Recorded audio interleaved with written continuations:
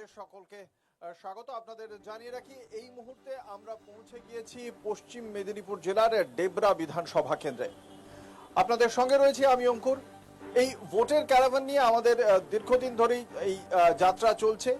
ডেবরা সম্পর্কে যাদের হয়তো এই মুহূর্তে মনে পড়ছে না তাদের জানিয়ে রাখি, পশ্চিম মেদিনীপুরের যে জেলা সদর মেদিনীপুর থেকে এই ডেবরার দূরত্ব মাত্র 30 কিলোমিটারের আশেপাশে। আর ঘাটাল যে সংসদীয় এলাকা রয়েছে, যার পরিচিতিটা ঘাটালের বন্যার জন্যও যেমন, আবার এই মুহূর্তে আবার দীপক অধিকারী তথা দেবের জন্যও, তার জনপ্রিয়তার খাতিরেও ঘাটালের একটা আলাদা পরিচিতি তৈরি হয়েছে। তো এবং সেই ঘাটাল যে সংসদীয় এলাকা, তার 7টি বিধানসভার অন্যতম এই ডেবরাতেও এবার অত্যন্ত মার্কাটারি লড়াই হতে চলেছে। ডেবরা এমনিতে মূলত গ্রামীণ এলাকা। মূল যে শহুরে এবং গ্রামীণ এলাকার যদি শতাংশের বিচারে আমরা হিসেব করি তাহলে দেখতে পাওয়া যাবে প্রায় 95% গ্রামীণ এলাকা, 5% মতো 4.78% শহুরে এলাকা ডেবরায়। এবং এর পাশ দিয়ে কিন্তু গুরুত্বপূর্ণ, এর কানেক্টিভিটি খুবই ভালো। কলকাতা হোক বা এর পাশ দিয়ে মুম্বাই বেরিয়ে গিয়েছে, যাওয়ার রাস্তা চলে গিয়েছে, ফলে এর কানেক্টিভিটি খুব ভালো। অন্যদিকে কংসাবতী শিলাবতীর মতো নদী রয়েছে যে এর পাশ দিয়ে বয়ে গিয়েছে, যে কারণে বন্যা, বাঁধ ভাঙা এই ধরনের যে বিপর্যয়, সেটাও ডেবরার মানুষকে প্রত্যেক বছরই তার জন্য ভুগতে হয়। অন্যদিকে চাষবাস, মৎস্য চাষ, গ্রামীণ কারুশিল্প, ছোট মাঝারি উদ্যোগের যে ব্যবসা, এগুলো এইখানকার মূলত অর্থনীতির মূল জায়গা। ডেবরাতে এবার যে মার্কাটারি লড়াই, সেই মার্কাটারি লড়াইয়ের প্রধান কারণ হচ্ছে একদিকে দীর্ঘ 15 বছরের প্রতিষ্ঠান বিরোধিতা রাজ্যের শাসক দল তৃণমূল কংগ্রেসের বিরুদ্ধে, সেটা হয়তো সার্বিকভাবে, কিন্তু কেন্দ্রওয়ারি কি উন্নয়ন তৃণমূল কংগ্রেস করেছে সেটা আমরা অবশ্যই জানবো। কিন্তু যে কেন্দ্রে যে উন্নয়নই করুক না কেন, 15 বছরের একটা প্রাতিষ্ঠানিক বিরোধিতা থাকেই। এই প্রতিষ্ঠান বিরোধিতাকে তৃণমূল কংগ্রেসের মোকাবিলা করার লড়াই। অন্যদিকে শাসক দল তৃণমূল কংগ্রেসকে হারিয়ে এই কেন্দ্রেও অন্যান্য গোটা রাজ্যের মতো এই কেন্দ্রেও জয়ের জন্য ঝাঁপিয়েছে ভারতীয় জনতা পার্টি, প্রধান বিরোধী দল। অন্যদিকে গত কয়েকটি নির্বাচনে নিজেদের শক্তি সামান্য হলেও বাড়ানোর চেষ্টা করছে বামেরা। তারা চেষ্টা করছে যাতে এই ভোটে, এই ডেবরাতেও তারা যাতে খানিকটা ভোট পেতে পারে। কংগ্রেসের গুরুত্ব রয়েছে এই কেন্দ্রে, কারণ দীর্ঘদিন আগে হলেও বাংলা কংগ্রেস থেকে এই ডেবরাতে তাদের একটা শক্তি ছিল, ফলে তারাও মনে করছে এই কেন্দ্রে তারাও একটা গুরুত্বপূর্ণ লড়াই করবে। সেক্ষেত্রে ডেবরার মানুষের চাওয়া পাওয়া কি কি ছিল, তাদের প্রত্যাশা কি পাননি বা কি পেতে চান আগামী দিনে, এই প্রত্যেকটি বিষয় নিয়ে ডেবরার মানুষের কথাও আমরা শুনবো। আমাদের সামনে উপস্থিত রয়েছেন ডেবরার স্থানীয় বাসিন্দারা, আর আমাদের সঙ্গে এই মঞ্চে রয়েছেন বিভিন্ন রাজনৈতিক দলের প্রতিনিধি। আমি একদম প্রথমে দর্শকদের সঙ্গে তাদের পরিচয় করিয়ে দেবো। আমাদের সঙ্গে রয়েছেন তৃণমূল কংগ্রেসের যুব তৃণমূল ব্লক সভাপতি প্রকাশ মিশ্র রয়েছেন আমাদের সঙ্গে। প্রকাশ একদম ডান দিকে রয়েছেন আমাদের এই মঞ্চে। আমাদের সঙ্গে রয়েছেন ডেবরা বিধানসভা কেন্দ্রের আহ্বায়ক বিজেপির পক্ষ থেকে কাশীনাথ বসু। আমাদের সঙ্গে রয়েছেন কংগ্রেসের প্রদেশ কংগ্রেস কমিটির সদস্য, এখানকার ওয়ার্কিং প্রেসিডেন্ট অনিল শিকারিয়া, আমার ঠিক বাঁ দিকে বসে রয়েছেন তিনি। এবং একদম শেষে বসে রয়েছেন রামপ্রসাদ ভট্টাচার্য, সিপিএম এর বালিচক এরিয়া কমিটির সেক্রেটারি। আপনাদের সকলকেই কলকাতা টিভির পক্ষ থেকে স্বাগত জানাই। যে আলোচনায় আমরা যাব, সেই আলোচনায় খুব স্বাভাবিকভাবেই ভোট, আর কিছুদিনের মধ্যেই ভোট, সেই 23 এপ্রিল ভোটের আগে এই সময় একটা চর্চা তো সব জায়গাতেই চলছে, কোন রাজনৈতিক দল রাজ্যের ক্ষমতায় আসবে। কিন্তু এই বিধানসভা কেন্দ্রে যেহেতু বসে রয়েছি, ফলে প্রথমে একটা দেনা পাওনার হিসেব করতে চাই।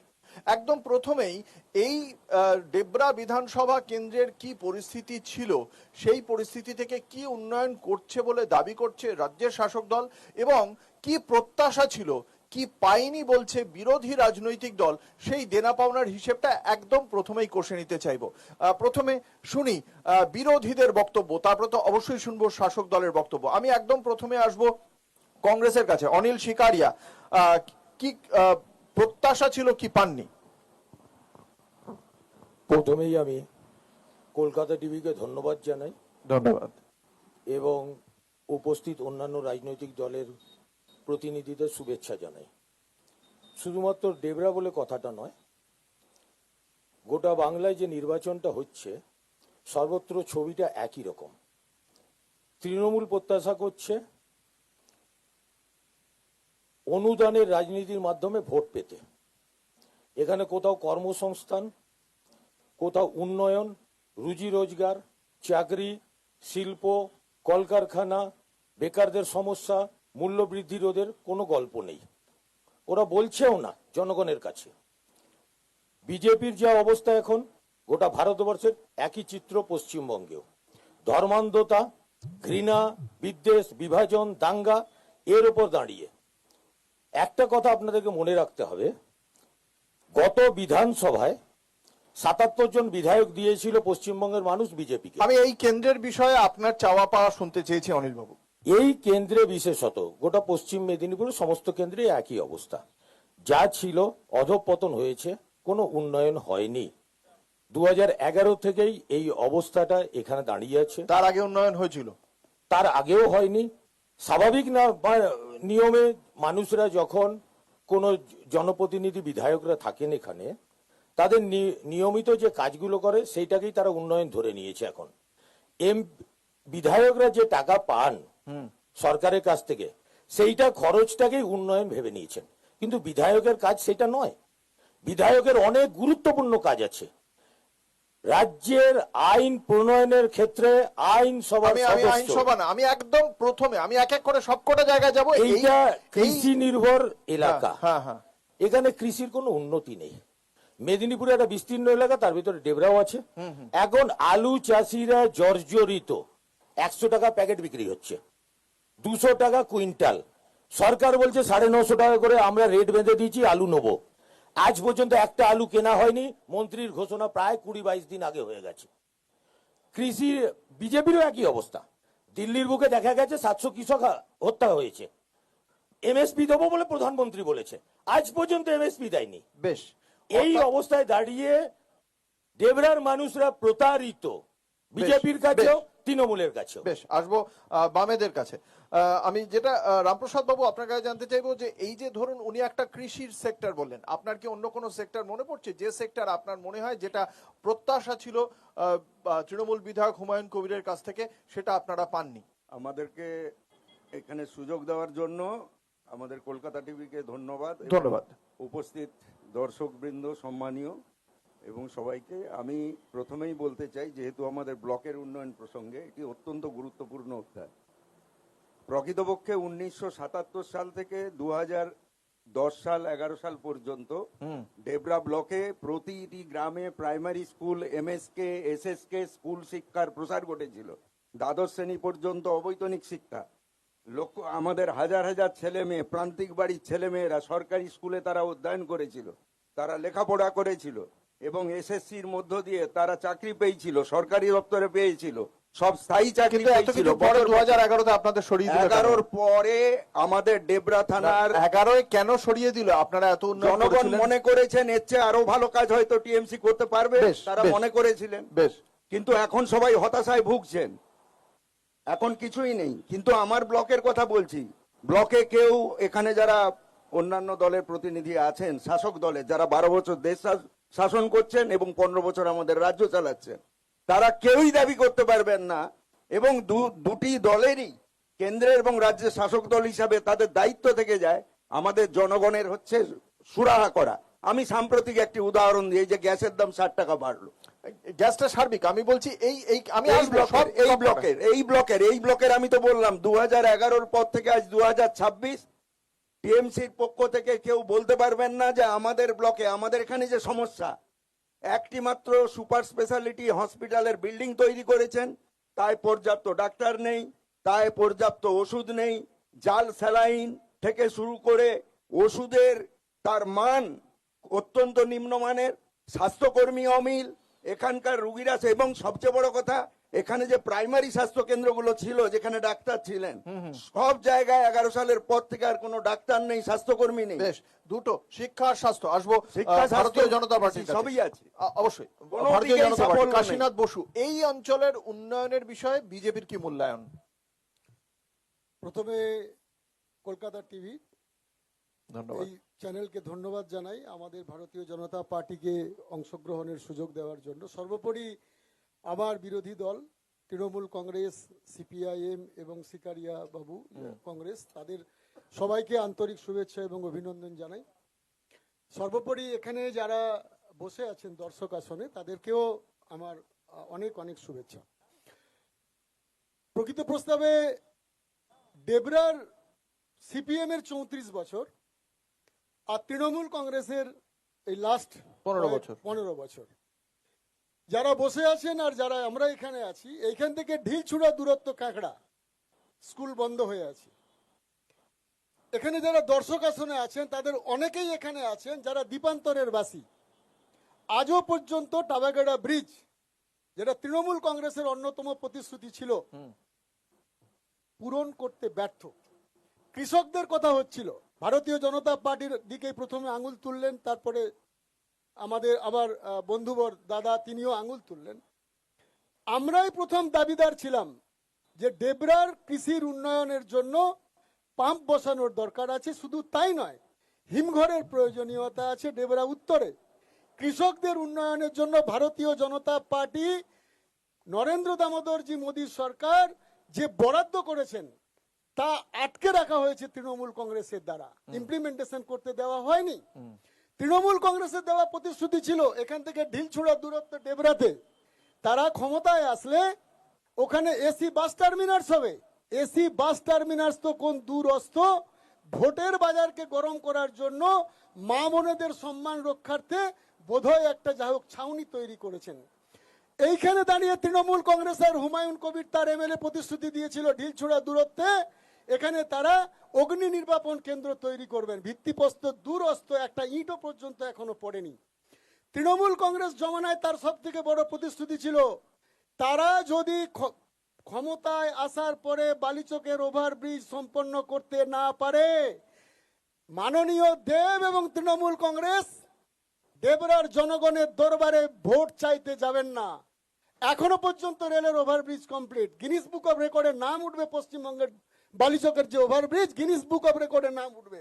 ক বছর অতিক্রান্ত হলো, এ তো একটা স্বল্প পরিসংখ্যান। বেশ অনেকগুলো পরিসংখ্যান আপনি তুলে ধরেছেন। স্বল্প তার মানে একগুচ্ছ অভিযোগ রয়েছে। কংগ্রেস, সিপিএম, বিজেপি তিনটি রাজনৈতিক দলেরই একগুচ্ছ অভিযোগ রয়েছে। আদতে তাদের বক্তব্য কোনো কাজই হয়নি। অবশ্যই তৃণমূল কংগ্রেসের পক্ষ থেকে এই প্রত্যেকটি রাজনৈতিক অভিযোগের মোকাবিলার জন্য অবশ্যই তিনি জবাব দেবেন। আমি আশা করব প্রকাশবাবু সেই উত্তর অবশ্যই দেবেন। আমরা প্রকাশবাবুর উত্তর শুনবো, কিন্তু একটা ছোট্ট বিজ্ঞাপনী বিরতিতে আমাদের যেতে হবে। বিজ্ঞাপনী বিরতির পর ফিরে আসছি, সঙ্গে থাকুন।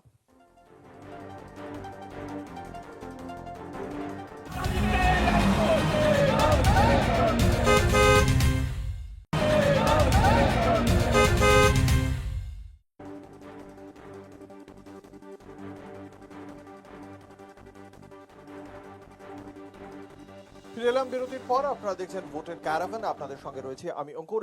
ভোটের ক্যারাভান নিয়ে আজকে কলকাতা টিভি পৌঁছে গিয়েছে পশ্চিম মেদিনীপুরের ডেবরা বিধানসভা কেন্দ্রে। আমরা মঞ্চে এতক্ষণ পর্যন্ত কংগ্রেস, সিপিএম এবং ভারতীয় জনতা পার্টির প্রতিনিধির বক্তব্য শুনলাম। তারা সকলেই এই বিষয়ে একমত, বিভিন্ন বিষয়ে বিরোধিতা থাকলেও, যে ডেবরা কেন্দ্রে গত 5 বছরে অন্তত কোনো উন্নয়ন হয়নি। আসবো তৃণমূল কংগ্রেসের এই প্রতিনিধি প্রকাশ মিশ্রর কাছে। প্রকাশ, প্রথমেই আমি ধন্যবাদ জানাবো কলকাতা টিভিকে, ধন্যবাদ। এবং আজকের এই মঞ্চে যে সমস্ত বিরোধী দলের রাজনৈতিক ব্যক্তিত্ব বসে আছেন এবং আমার সামনে ডেবরাবাসী, যে কোনো রাজনৈতিক দলেরই হোক না কেন, প্রত্যেককে এই সান্ধ্যকালীন শুভেচ্ছা জানাই। প্রথমেই আমি বলি, মমতা বন্দ্যোপাধ্যায় সরকারের 2011 থেকে আজকে 2026, 15 বছর সরকারের সারা বাংলা জুড়ে এক আমূল পরিবর্তন ঘটেছে। তার সাথে ডেবরাও বিরাট পরিমাণে এই উন্নয়নের ভাগিদার। আমাদের বিরোধী রাজনৈতিক স্পোকম্যানরা যারা বসে আছেন, ওনারা বিভিন্ন অভিযোগ করেছেন। প্রথমেই আমি বলি, ওনাদের হয়তো জানা নেই, আমি তথ্য তুলে ধরতে পারি কলকাতা টিভির কাছে, জনগণের কাছে, যে কলকাতা টিভির কাছে আমি তুলে ধরতে পারি ওয়ার্ক অর্ডার সহ যে সমস্ত কাজ হয়েছে ডেবরার বুকে বা কাজ শুরু হয়ে গিয়েছে, গত 5 বছরে গত ওদের 5 বক্তব্য বছরে। হচ্ছে গিয়ে দমকল কেন্দ্র হওয়ার কথা ছিল, হয়নি। দমকল কেন্দ্রের অলরেডি অনুমোদন হয়ে গেছে, কাজ শুরু হয়ে গেছে। মানে ভোটের আগে। হাসিমপুরে আপনি যদি যান আপনারা দেখতে পাবেন দমকল কেন্দ্রের কাজ অলরেডি চলছে। 3,79,00,000 টাকা ব্যয়ে দমকল কেন্দ্রের কাজ চলছে। বালিচক ব্রিজের কথা বললেন। বালিচক ওভারব্রিজের কথা যদি আসি, পশ্চিমবঙ্গ সরকারের পাটের যে বালিচক আরবির যে কাজ ছিল তা প্রায় সম্পূর্ণ। রেলের ঢিলামির জন্য আমরা বারংবার আমাদের প্রশাসন এবং আমাদের দলীয় তরফ থেকেও আমরা আমাদের বিধায়ক সাহেব যিনি ছিলেন হুমায়ুন বাবু বারংবার ডিআরএম এর কাছে গিয়ে ডেপুটেশন করা হয়েছে, উনাকে অভিযোগ জানানো হয়েছে যে রেলের কাজে এত গাফিলতি কেন। প্রায় 2 থেকে 2.5 বছর এটা রেলের বেশি। জন্য এটা আটকে হ্যাঁ, রয়েছে? রেলের জন্যই আটকে আছে। আপনাদের তরফে কাজ আমাদের শেষ? পিডব্লিউডি যা কাজ ছিল প্রায় কমপ্লিট। প্রায় কমপ্লিট, মানে পুরো কমপ্লিট হয়নি এখনো। রেলের কাজ কমপ্লিট হলেই উদ্বোধন হয়ে যাবে। 95% পিডব্লিউডি যে কাজ তারপরে ছিল আরেকটা তা অভিযোগ প্রায় ছিল কমপ্লিট। টাবাগেড়া। টাবাগেড়া ব্রিজের যদি কথা বলি, আমরা দেখেছি যে ডেবরা ব্লকে নদী পার্শ্ববর্তী দুটো বড় রাস্তা আমরা অলরেডি মমতা বন্দ্যোপাধ্যায় সরকার আসার পর থেকে আমরা লোয়াদা সেতু, লোয়াদা ব্রিজ আমরা কমপ্লিট করে দিয়েছি। আলোক সজ্জা দিয়ে আপনারা গেলে দেখতে পাবেন যে লোয়াদা ব্রিজ প্রায় কমপ্লিট। এবং আমাদের টাবাগেড়া ব্রিজের ব্যাপারেও আমরা অনেকখানি এগিয়ে গেছি। আগামী 2 বছরের মধ্যে আমাদের প্রার্থী রাজীব বন্দ্যোপাধ্যায় জিতার পরে ওনার হাত ধরে আগামী 2 বছরের মধ্যে আমরা কাজ শুরু করব এবং 5 বছরের কৃষি মধ্যে এবং স্বাস্থ্য আমরা দুটি টাবাগেড়া সেক্টর ব্রিজ নিয়ে প্রশ্ন কমপ্লিট তুলেছে করব। কংগ্রেস এবং সিপিএম। এবং আরো বলে রাখি উন্নয়নের কথাই যদি আমি বলি, আমি আমি আমি এক এক করে আগে এদের উত্তরটা নিই। একদম। কৃষি আর স্বাস্থ্য দুজন, কংগ্রেস কৃষি, বামেরা স্বাস্থ্য। আমাদের স্বাস্থ্যের কথা যদি বলি, এই ডেবরায় গ্রামীণ হাসপাতাল যখন ছিল 50 টাকা বেড ভাড়া দিয়ে রুগীকে থাকতে হতো, করিডোরে শুয়ে থাকতো রুগীরা। আজকের দিনে গিয়ে দেখুন ডেবরা সুপার স্পেশালিটি হসপিটাল তৈরি হয়েছে। সেখানে আপনারা দেখতে পাবেন যে প্রায় 25 থেকে 30টা সিজারিয়ান পদ্ধতিতে মায়েদের বাচ্চা প্রসব করা হচ্ছে বিনামূল্যে। এছাড়াও স্বাস্থ্যসাথী কার্ডের মাধ্যমে বিভিন্ন রকমের অত্যাধুনিক চিকিৎসা পরিষেবা ডেবরা সুপার স্পেশালিটি হসপিটালে চালু হয়েছে। বামেরা কি স্বাস্থ্যের কথা বলে? কোথায় ছিল স্বাস্থ্যসাথী কার্ডের অবশ্যই এর উত্তর মাধ্যমে? বামেরা দেবে। আমি আসছি পরের বিষয়টা। এখানে কৃষির বিষয়ে প্রশ্ন তুলেছে বিজেপি এবং কংগ্রেস উভয়ই। হিমঘর, আলুর দাম, আলু যে দামে কেনার কথা প্রতিশ্রুতি দিয়েছিল রাজ্য সরকার, সেই দাম পাচ্ছে না কৃষক। আলুর যে ঘটনাটি ঘটেছিল, একজন চাষি আত্মহত্যা করেছিল, এটা খুবই মানে আমাদের পক্ষে এটা খুবই মানে মানে দুঃখজনক ঘটনা একটা। বেশ, আমাদের মুখ্যমন্ত্রী আশা দিয়েছেন সরকারিভাবে কৃষকদের কাছ থেকে আলু কিনে এই সমস্যার সুরাহা উনি করবেন। ভোট চলাকালীন এই পরিস্থিতিতে নির্বাচন কমিশনের আন্ডারে আমরা প্রশাসন আছে, আমাদের সরকারকে প্রায় অ্যালুপ করে দেওয়া হয়েছে। তাই তার জন্য আমরা সেভাবে এগোতে পারছি না। তো আমরা চাষিদেরকে আমাদের প্রকাশ একটা সরকার কথা বলি, প্রকাশ একটা কথা বলি। আপনি মোটামুটি ভাবে এদের উত্তর দিয়েছেন, এরা নিশ্চয়ই তার আপনি যা বলেছেন সেই যুক্তি খণ্ডন করার জন্য নিজেদের মনে যুক্তি সাজাচ্ছেন। কিন্তু আর আমার প্রশ্ন হচ্ছে কৃষকদের- কি, আমি বুঝেছি, আশা করি দর্শকরাও বুঝেছেন। আমার প্রশ্ন যে এই কেন্দ্রীয় উন্নয়নের পাশাপাশি সার্বিকভাবে রাজ্য জুড়ে একটা প্রতিষ্ঠান বিরোধিতা তৈরি হয়েছে, সেটাকে রাজনৈতিকভাবে মোকাবিলা করার কি অস্ত্র রয়েছে তৃণমূল কংগ্রেসের, যার প্রভাব তো এ রাজ্যেও পড়েছে, মানে এই কেন্দ্রেও পড়েছে। আমি ছিলাম এর আগে পূর্ব মেদিনীপুরে, রামনগরে ছিলাম, দক্ষিণ কাঁথিতে ছিলাম, সেখানেও ছিলাম, এবং এই রাস্তা দিয়ে যখন আসলাম পটাশপুর, তারপরে সবং, এগরা হয়ে আমরা যখন আসছিলাম, এগরা সবং পটাশপুর হয়ে যখন আসছিলাম, তখন একদিকে যেমন তৃণমূল কংগ্রেসের পতাকা কম চোখে পড়েছে, এটা একটা ঘটনা। বিজেপি যে চোখে পড়েছে সেটা নয়, বিজেপির থেকে বেশি চোখে পড়েছে জয় শ্রীরাম লেখা পতাকা, সম্ভবত সেটা হনুমান জয়ন্তীর কারণেও হতে পারে। এবং আরেকটি বিষয় যে আপনাদের দলীয় পতাকা যেমন কম, ঠিক একই রকম ভাবে যেখানে চা খেতে নেমেছি এই রাস্তা দিয়ে আসার সময় বা কোনো দোকানে হয়তো দাঁড়ানো হয়েছে খাওয়ার জন্য, সেই প্রতিষ্ঠান বিরোধিতার গল্প, তৃণমূল কংগ্রেসের বিরুদ্ধে কিছু গল্প বহু মানুষ কিন্তু আমাদেরও বলছেন। এটাকে কিভাবে কাউন্টার করবেন? কারণ আমরা দেখছি মাননীয় মুখ্যমন্ত্রী যখনই নির্বাচনী প্রচারে যাচ্ছেন, তিনিও তার 10 প্রতিজ্ঞার যে প্রতিশ্রুতিপত্র, তাছাড়া তিনি রাজ্য জুড়ে কোথায় কি করেছেন সেটা তুলে ধরছেন। তার মানে মানুষ এটার পরেও কিন্তু কোনো কারণে তৃণমূল কংগ্রেসের উপর খুশি নয়। সেটাকে কিভাবে কাউন্টার করছেন? এটা সাধারণ মানুষ, আমরা ভোট প্রচারেও বেরিয়ে দেখছি, সাধারণ মানুষ কিন্তু খুব উৎসুক তৃণমূল কংগ্রেসকে ভোট দেওয়ার জন্য। কেননা বিগত 15 বছরে মমতা বন্দ্যোপাধ্যায় সরকারে সাধারণ মানুষ যেভাবে প্রতিটি ক্ষেত্রে প্রায় 80 দফা প্রকল্প, 76 থেকে 78 দফা ছিল, হ্যাঁ। ভূমিহীনদের আর্থিক সহায়তা থেকে শুরু করে যুবসাথী থেকে শুরু করে মমতা বন্দ্যোপাধ্যায়ের প্রায় 80 দফা প্রকল্পে প্রতিটি সাধারণ মানুষ জীবনের বিভিন্ন আঙ্গিকে মমতা বন্দ্যোপাধ্যায়ের বিভিন্ন প্রকল্পের সুবিধা পাচ্ছেন। এবং এই বিজেপি নামক যে একটি বহিরাগত কালচারের দল, এই বিজেপি বাংলার কালচার জানে না, বাংলার সংস্কৃতি জানে না। এরা গুজরাট থেকে শুরু করে আপনার যারা বাংলা ভাষায় কথা বললে বাঙালিকে, বাংলা ভাষাকে বলে বাংলাদেশি ভাষা, বাংলা ভাষায় কথা বললে পিটিয়ে হত্যা করে। মানে আমি বলছি প্রকাশ আমি বুঝতে পারছি, মানে বিজেপি বাংলার মানুষকে বিজেপি বোঝাচ্ছে, আর বাংলার মানুষ এইটা বুঝে নিচ্ছে যে তৃণমূল কংগ্রেস খারাপ, যে তৃণমূল কংগ্রেস 80টা প্রকল্প দিয়ে সাধারণ মানুষের জীবনে প্রবেশ করেছে, সেই তৃণমূল কংগ্রেস সম্পর্কে বিজেপি এসে তাদেরকে বোঝাচ্ছে, আর বাংলার মানুষ বুঝে নিচ্ছে। বাংলার মানুষ কি বোকা বলে মনে করে তৃণমূল কংগ্রেস? বাংলার মানুষকে বোঝানো অত সহজ নয়। সেটাই জানতে চাই। কিছু বহিরাগত রাজ্য থেকে কিছু টাকা নিয়েছে, হ্যাঁ, কিছু মানুষকে উত্ত্যক্ত করে ভোটের সময় বিভিন্ন ভাবে ধর্মান্ধতার বীজ বপন করা যায়। প্রতিষ্ঠান বিরোধিতা কিছু নেই বলছেন।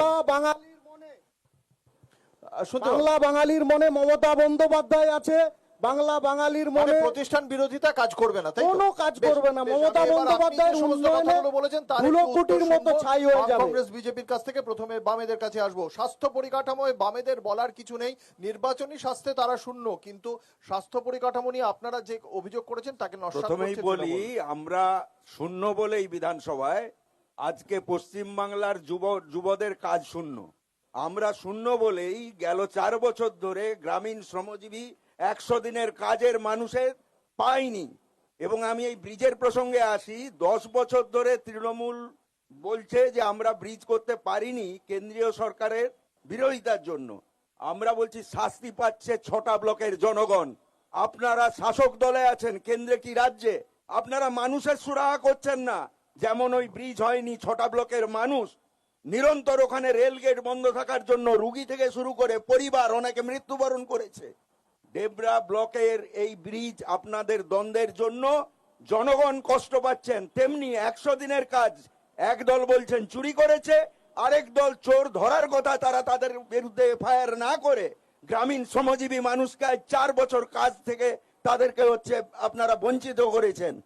জনগণের ট্যাক্সের টাকা যে জনগণের পাওয়ার কথা কাজের মধ্য দিয়ে, যা সংবিধানের স্বীকৃতি পেয়েছিল বামপন্থীদের 60 জন এমপিদের অভিযোগ বন্ধ শুনলাম আমরা। এবং আমি বলি এই স্বাস্থ্য ব্যবস্থা, এই পশম হাসপাতালে ব্রাহ্মণ আমলে 10টি বেডে আমি শুনলাম ওখানে ডাক্তার থাকতেন একজন, স্বাস্থ্যকর্মী থাকতেন কেউ নেই, মহাশূন্য। শুনেছি আমরা 2019 সাল থেকে এই আলোচনায় যাব, একটা বিরতি কাজ বন্ধ ছিল। রেল ভলেন্টিয়ার এই জনগণের সুবিধা করেছে, অন্য কেউ করেনি। Red volunteer oxygen.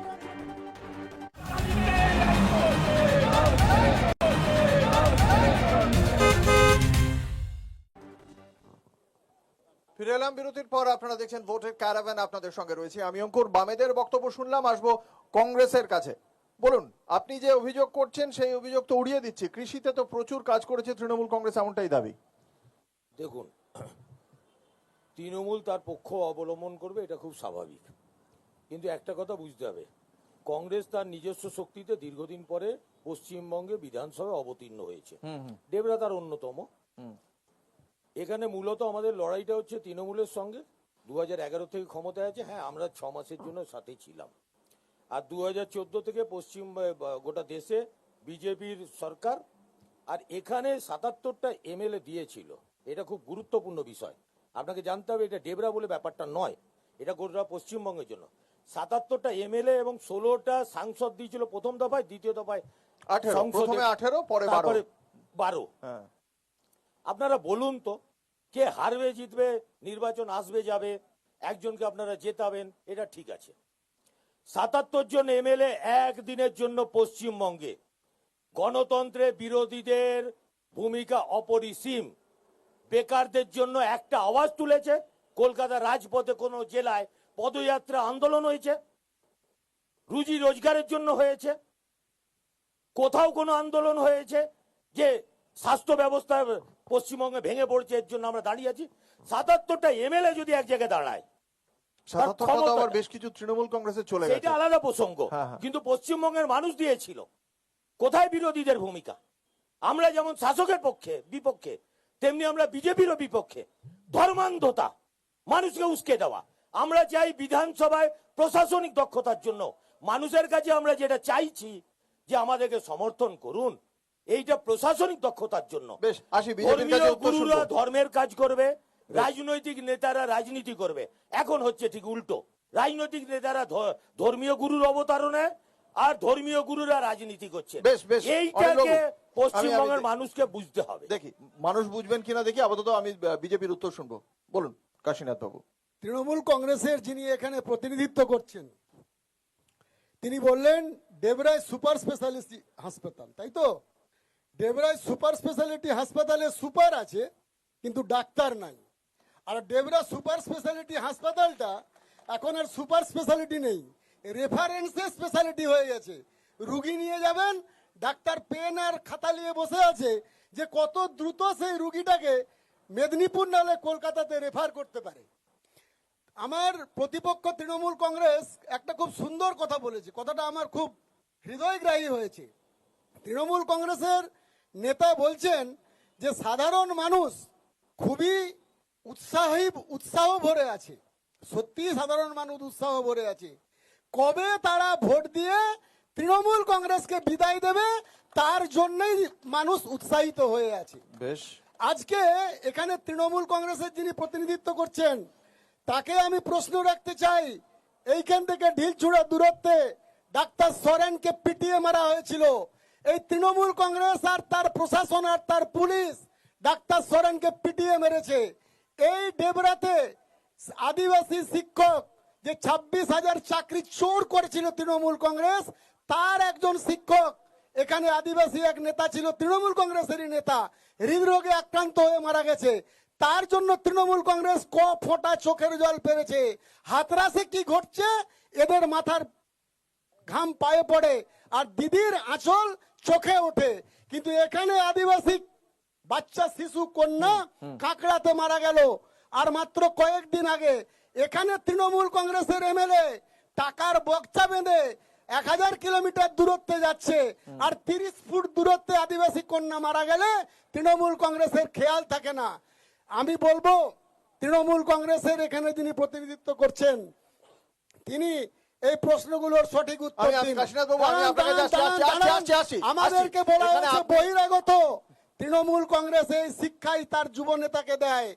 গুজরাটটা ভারতবর্ষের বাইরে, উনি বলছেন গুজরাট থেকে লোক নিয়ে এসে ভোট করায়। আমি গুজরাটটা প্রথমবার কবে বলছেন তাই ভারতবর্ষের আপনাকে বাইরে? একবার স্মরণ করে দিই বহিরাগত কাশীনাথ বাবু। কারা? কাশীনাথ বাবু, এখানে আমি স্মরণ তৃণমূল করে কংগ্রেসের দিই। যিনি প্রার্থী, তিনি বহিরাগত। কাশীনাথ বাবু, আমি আপনাকে বলছি, বলুন। এই যদি এই আলোচনাটার মাঝখানে আমি যখন বলবো থামতে, সেটা যদি আপনি গ্রাহ্য না করেন তাহলে আপনাকে হলুদ কার্ড দেখাতে বাধ্য হব। না, ঠিক। দুবার হলুদ কার্ড দেখালে আপনি কিন্তু 5 মিনিটের জন্য আপনার বক্তব্যের বিষয়ে বলার ইচ্ছা থাকলে আপনি বলতে পারবেন না। আমি সেই অনুমোদন দেব না। আমি আপনার কাছেই আসবো, যে কারণে আপনাকে থামাচ্ছিলাম। যেটা বিষয় যে এখনো তো পর্যন্ত আমি বুঝলাম আপনার অভিযোগগুলো, আপনি একটা উত্তরও দিয়েছেন। সেক্ষেত্রে আমার প্রশ্ন হচ্ছে গিয়ে যে এখনো পর্যন্ত আপনারা কি করবেন সেটা তো এখনো পর্যন্ত আপনাদের সংকল্প পত্রটা আসে। অবভিয়াসলি সংকল্পপত্র আমরা চার্জশিট বের করেছি। চার্জশিটের সংকল্প তো আলাদা। ডেবরার মানুষের উন্নয়নের জন্য বিজেপির সংকল্প রেডি, পত্রের আকারে প্রয়োজনীয়তা নাই। ভারতীয় জনতা পার্টি ডেবরার কি উন্নয়ন করবে কে কথা তার বলছে? সংকল্প আমরা অলরেডি রেডি করেছি। আপনি শুনতে চাইলে সেই সংকল্প শোনাতে ভারতীয় জনতা এই সংকল্প নিয়ে মানুষের কাছে যেতে পেরেছেন? অবভিয়াসলি আমরা মানুষের কাছে যাচ্ছি এবং মানুষ আমাদের স্বতঃস্ফূর্তভাবে শুধু সমর্থন করছে না, স্বতঃস্ফূর্তভাবে এগিয়ে আসছে। আপনি তো খানিকক্ষণ আগে বলছিলেন যে কিছু জায়গায় তো অবশ্যই শুনেছি, পূর্ব কিছু মেদিনীপুর- জায়গায় অবশ্যই পূর্ব শুনেছি, মেদিনীপুর কিন্তু থেকে আপনাদের যখন যে আপনি- কথাটা কংগ্রেসের পক্ষ থেকে যে অভিযোগটা করা হলো হ্যাঁ, ধর্মান্ধতা বা বিভাজন, ধর্মীয় বিভাজন, আমি তো বলছি আমি বিজেপির পতাকা যত না দেখেছি তার থেকে বেশি জয় শ্রীরাম লাগানো পতাকা। হ্যাঁ, হ্যাঁ, আপনারা কি তার সঙ্গে নিজেদের রিলেট করছেন? শুনুন শুনুন শুনুন শুনুন, তৃণমূল কংগ্রেসের যিনি এখানে প্রতিনিধিত্ব করছেন, কংগ্রেস? হ্যাঁ, কংগ্রেসের যিনি প্রতিনিধিত্ব করছেন তাকে জিজ্ঞেস করুন যে কংগ্রেসের যিনি প্রতিনিধিত্ব করছেন, ভারত যখন ভাগ হয়েছিল, ভারতীয় জনতা পার্টির সেদিন জন্ম হয়েছিল, কারা বিভাজনের রাজনীতি করেছে, কারা ধর্ম নিয়ে রাজনীতি করেছে? হিন্দু মুসলিমের ধর্মের রাজনীতি তো কংগ্রেসের সৃষ্টিকর্তা, ওইখান থেকে তো তার বীজ রোপণ হয়েছে, আর সেই বীজ এই তৃণমূল কংগ্রেসে এসছে। আচ্ছা, তাহলে কারণ যদি তাই কংগ্রেস হয়, থেকে তৃণমূল যদি কংগ্রেসের তাই হয়, সৃষ্টি হয়েছে। কাশীনাথ বাবু, এই মুহূর্তে আমরা গত বছর দেখেছিলাম যে আপনাদের দলের নেতা শুভেন্দু অধিকারী তিনি বলেছিলেন যে মুসলিমদের ভোট লাগবে না, তাই না? তো এই কেন্দ্রেও প্রায় 11% মতো মুসলিম ভোট রয়েছে। বিজেপি কি চায় না চায় না? Obviously, বিজেপি চায় না চায় না? শুনুন, শুনুন, সেই মুসলিম ভোট চায় না চায় না? obviously, একটা রেজিমেন্ট যদি তারা মনে করে আমরা ট্যাগড হয়ে একসঙ্গে হয়ে একটা রাজনৈতিক দলকে সমর্থন করব, হ্যাঁ। তাহলে ভারতবর্ষে বসবাসকারী আরেকটা সেগমেন্ট আপনারা তাদের ভোট চাইছেন? এই কেন্দ্রে বিজেপি কি 11% মুসলিম ভোট চায়? ভোটারের ভোট, একজন আপনি কি মুসলিম চান? ভোটারের ভোট, হ্যাঁ কি না? মুসলিম ভোটারের ভোট চান? একজন গরিব মানুষের ভোটের একটা মূল্য, হ্যাঁ। একজন জমিদার মানুষের ভোটের মূল্য একটা। হ্যাঁ, হ্যাঁ, হ্যাঁ। আপনি কিভাবে বিশ্লেষণ করবেন? আপনার চ্যানেল কিভাবে আমি বিশ্লেষণ তো করছি সেটা না। আপনার দায়। বিরোধী দলনেতা, রাজ্যের বিরোধী দলনেতা এক সময় বলেছিলেন যে মুসলিমদের ভোট লাগবে না, নন্দীগ্রাম ভোটের সময় 2021। হ্যাঁ। আপনার মনে আছে কিনা জানি না। হ্যাঁ, মনে আছে। মনে আছে তো? মনে আছে। আমি এই মুহূর্তে 2026-এ ভারতীয় জনতা পার্টি ডেবরা বিধানসভা কেন্দ্রের যে 11% মাইনরিটি পপুলেশন রয়েছে, ভোটার রয়েছে, তাদের কাছে ভোট চায় না চায় না? আমার একটাই উত্তর, যদি একটা নির্দিষ্ট সেগমেন্ট একটা রাজনৈতিক দলকে চয়েস করে, তার মানে আপনি আমার অন্য উত্তরটা দিতে segment- পারছেন না, অন্য সরাসরি segment উত্তর দিতে choice পারছেন না। করতে বুঝতে পারা গেছে, বুঝতে পারা গেছে, তাদের সরাসরি কোনো উত্তরটা দিতে পারছেন না। প্রয়োজনীয়তা নেই। আপনাকে শুনুন, কে আপনি কথা বলবেন না, আপনাকে বারণ করছি। যখন এখানে কথা বলবেন, আপনি যখন জিজ্ঞাসা করব তার প্রশ্নের উত্তর যদি মানে কোনো প্রশ্ন থাকে সেই প্রশ্নটা জিজ্ঞাসা করবেন। হ্যাঁ, কি উত্তর দিতে চান বলুন? বিজেপির প্রতিনিধি যিনি বলেছেন ভালো কথা বলেছেন। বিজেপি 1980 সালে তৈরি হয়েছে। দেশভাগের প্রশ্নে বিজেপি কখনো হ্যাঁ না বলবে না, এটাও স্বাভাবিক। কিন্তু যারা ইতিহাস জানে, বর্ষিয়ান মানুষ আছেন, দর্শক আছেন কলকাতা টিভি, তারা জানেন দেশভাগের প্রথম প্রস্তাব কোথায় হয়েছিল?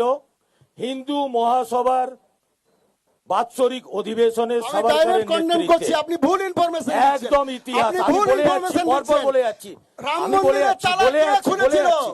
আমাকে রাম মন্দিরে আমি আপনাকে আমি বলে হলুদ কার্ড দিচ্ছি। দেখালাম। আমি আপনাকে বলে দেবো, আমার যদি বলায় ভুল হয়, কলকাতার টিভিতে সমস্ত দর্শক অত্যন্ত শিক্ষিত, গোটা পশ্চিমবঙ্গ দেশ দেখছে, তারা উত্তরটা খুঁজে নেবে। দেশ যখন স্বাধীনতার লড়াইয়ে লড়ছিল, তখন রাষ্ট্রীয় স্বয়ংসেবক সংঘ RSS এবং হিন্দু মহাসভা গান্ধীজির থেকে শুরু করে সবার বিরোধিতা করেছিল, ইংরেজদের পক্ষে ছিল। নেতাজি সুভাষের বিরোধিতা করে আজাদ হিন্দ বাহিনীর বিরুদ্ধে এদের হাফ প্যান্ট পরা খাকিদেরকে পাঠিয়েছিল। এটা ইতিহাস, এর বিরোধিতা করা যাবে না। ইতিহাস আপনি বুঝতে পারবেন না যত জোরেই আপনি শব্দ করুন না কেন। কুইট ইন্ডিয়া মুভমেন্টের বিরোধিতা করেছিল। একটা তথ্য আপনাদেরকে দিয়ে দিই, তখন মিডিয়া এত উন্নত ছিল না। 1947 সালের 15ই আগস্ট গোটা ভারতবর্ষ স্বাধীনতা পালন করছে, তেরঙ্গা স্যালুট করছে, মলিন ছবি। তখনকার এই মিডিয়া নেই, সংবাদপত্র রেডিওতে শোনা যাচ্ছে। আপনি আজকে খুঁজলে ভারতের যে কোনো আর্কাইভে একটা না একটা মানুষকে পাবেন স্যালুট করছে, সে যে ধর্মের হোক, যে জাতের হোক।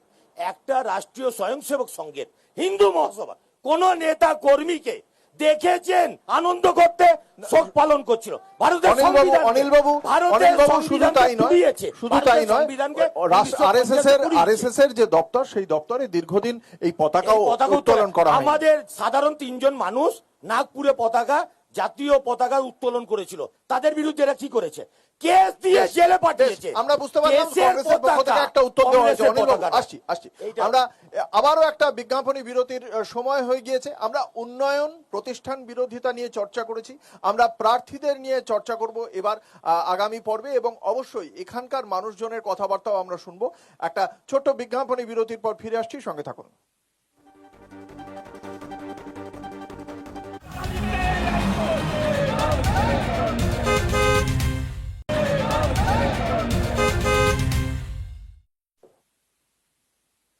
ফিরে এলাম বিরতির পর। আপনারা দেখছেন ভোটের ক্যারাভ্যান, আপনাদের সঙ্গে রয়েছে আমি অঙ্কুর।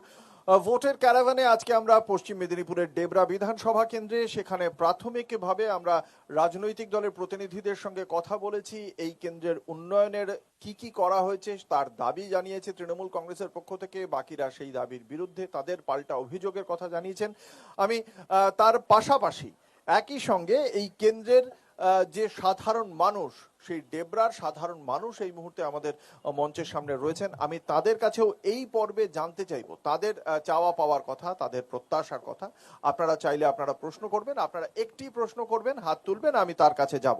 আমাদের সঙ্গে রয়েছেন আমাদের প্রতিনিধি সৌম্যকান্তি ত্রিপাঠী। সৌম্য পৌঁছে যাবে আপনার কাছে। আমি তার আগে এই পর্বে যে বিষয়টি নিয়ে আলোচনায় যাব, যে প্রত্যেকটি রাজনৈতিক দলই তাদের মতো করে প্রার্থী দিয়েছে, এবং সেই প্রার্থীদের নির্বাচনকে কেন্দ্র করে আমরা দেখেছি যে দলীয় স্তরে প্রত্যেকটি রাজনৈতিক দলেই কম বেশি কোথাও আসন সমঝোতা নিয়ে গন্ডগোল, কোথাও প্রার্থীকে কেন্দ্র করে অসন্তোষ, কোথাও দলীয় অন্তর্দ্বন্দ্ব, কোথাও আবার লবির গন্ডগোলের অভিযোগও উঠেছে। একদম প্রথমে আসবো বিরোধীদের থেকে, তারপরে শেষে যাব শাসক দলের দিকে। একদম প্রথমে আসবো কংগ্রেসের কাছে। কংগ্রেস এবার দীর্ঘদিন বাদে একলা লড়ছে। বামেদের সঙ্গে জোট করে তারা শেষ পর্যন্ত প্রায় 7%-এর মতো ভোট পেয়েছিল। এবার একলা লড়ছে 294টি কেন্দ্রে, প্রথম দফায় 284, তারপরে বাকি 10টাও দিয়েছে।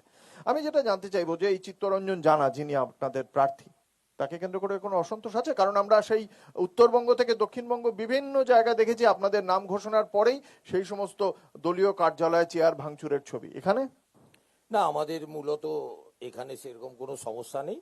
আর যে কথাগুলো আপনি উল্লেখ করছেন এগুলো খুব স্বাভাবিক। মানুষ, আমাদের অবাধ গণতন্ত্র, আমরা এটা বলছি, সমর্থনও করছি না, কিন্তু তার সাথে আমরা এটাও বলছি যে আমাদের ভেতরে দাবি করা বা কারোর ইচ্ছা প্রকাশ করায় আমরা ওইটা বিরাট গর্জিতভাবে দেখিও না। দেখি না এই জন্য যে আমরা মনে করি যে আমাদের লড়াইটা মূলত আদর্শগত কারণে। আমরা বিরোধিতার জন্য বিরোধিতা কোথাও করি না। আমাদের অপছন্দ যদি আদর্শগত কারণে হয়, সেক্ষেত্রে এতদিন পরে কংগ্রেস বামেদের হাত ছেড়ে একলা লড়ছে, নিজের লড়াইটা নিজে লড়তে চাইছে।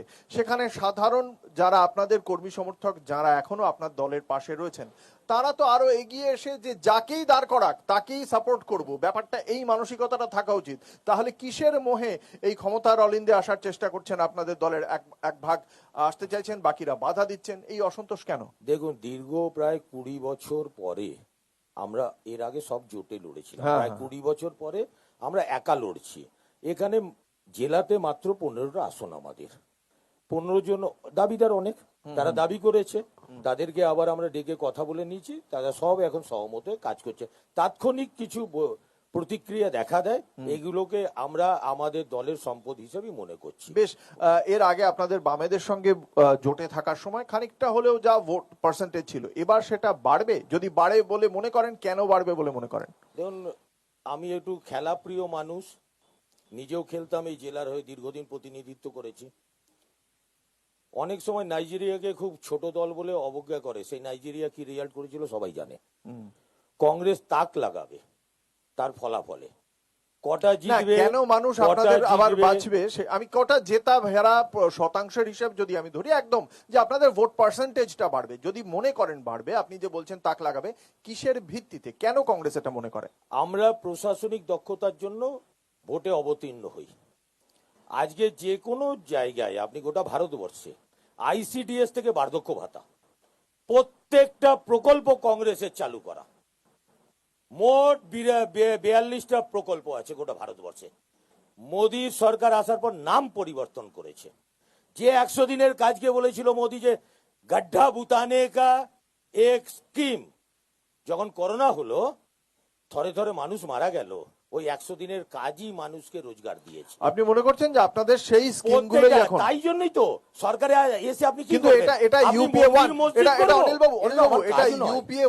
ইউপিএ 1 এ মূলত আপনাদের এই ধরনের স্কিমগুলো তৈরি হয়েছিল, সেটা খাদ্য সুরক্ষা হোক বা এই গ্রামীণ কর্মনিশ্চয়তা প্রকল্প বলে হোক। যাচ্ছি। এই ইউপিএ 1 এ এগুলো হয়েছিল। সেই সময় আপনাদের সঙ্গে 64টা আসন নিয়ে সরকারের বাইরে থেকে সমর্থন দিয়েছিল বামেরা, অস্বীকার করেন? না না না না না, আমরা কোনোবারে যেটা সত্য ঘটনা অস্বীকার করবো কেন? অর্থাৎ বামেদের একটা সেই সময় ভূমিকা ছিল। আসবো বামেদের কাছে। কংগ্রেস কিন্তু তাদের বলছে যে তারা প্রার্থী অসন্তোষ নেই, তারা এই মুহূর্তে এই ভোটে ভালো রেজাল্ট করবে বলে আত্মবিশ্বাসী। আপনাদের কি অবস্থা? দীর্ঘদিন ধরে এই কেন্দ্রে আপনারা যেখানে দ্বিতীয় স্থানে ছিলেন সেখান থেকে তৃতীয়তে চলে গেলেন বিজেপি এই জায়গাটা দখল করার পরে, এবং তারপর কিন্তু ক্রমাগত আপনারা ক্ষয়িষ্ণু হয়েছেন, আপনাদের ভূমিক্ষয় হয়েছে। কেন? দেখুন, কংগ্রেসের সাথে আমাদের অ্যালায়েন্সটা হয়নি সেটা অন্য কথা, এটা তাদের দলীয় সিদ্ধান্ত, হ্যাঁ, সেটা তো আমাদের হতেই বলার পারে। কিছু নেই। হ্যাঁ, তাতে কি আপনাদের ক্ষতি হলো?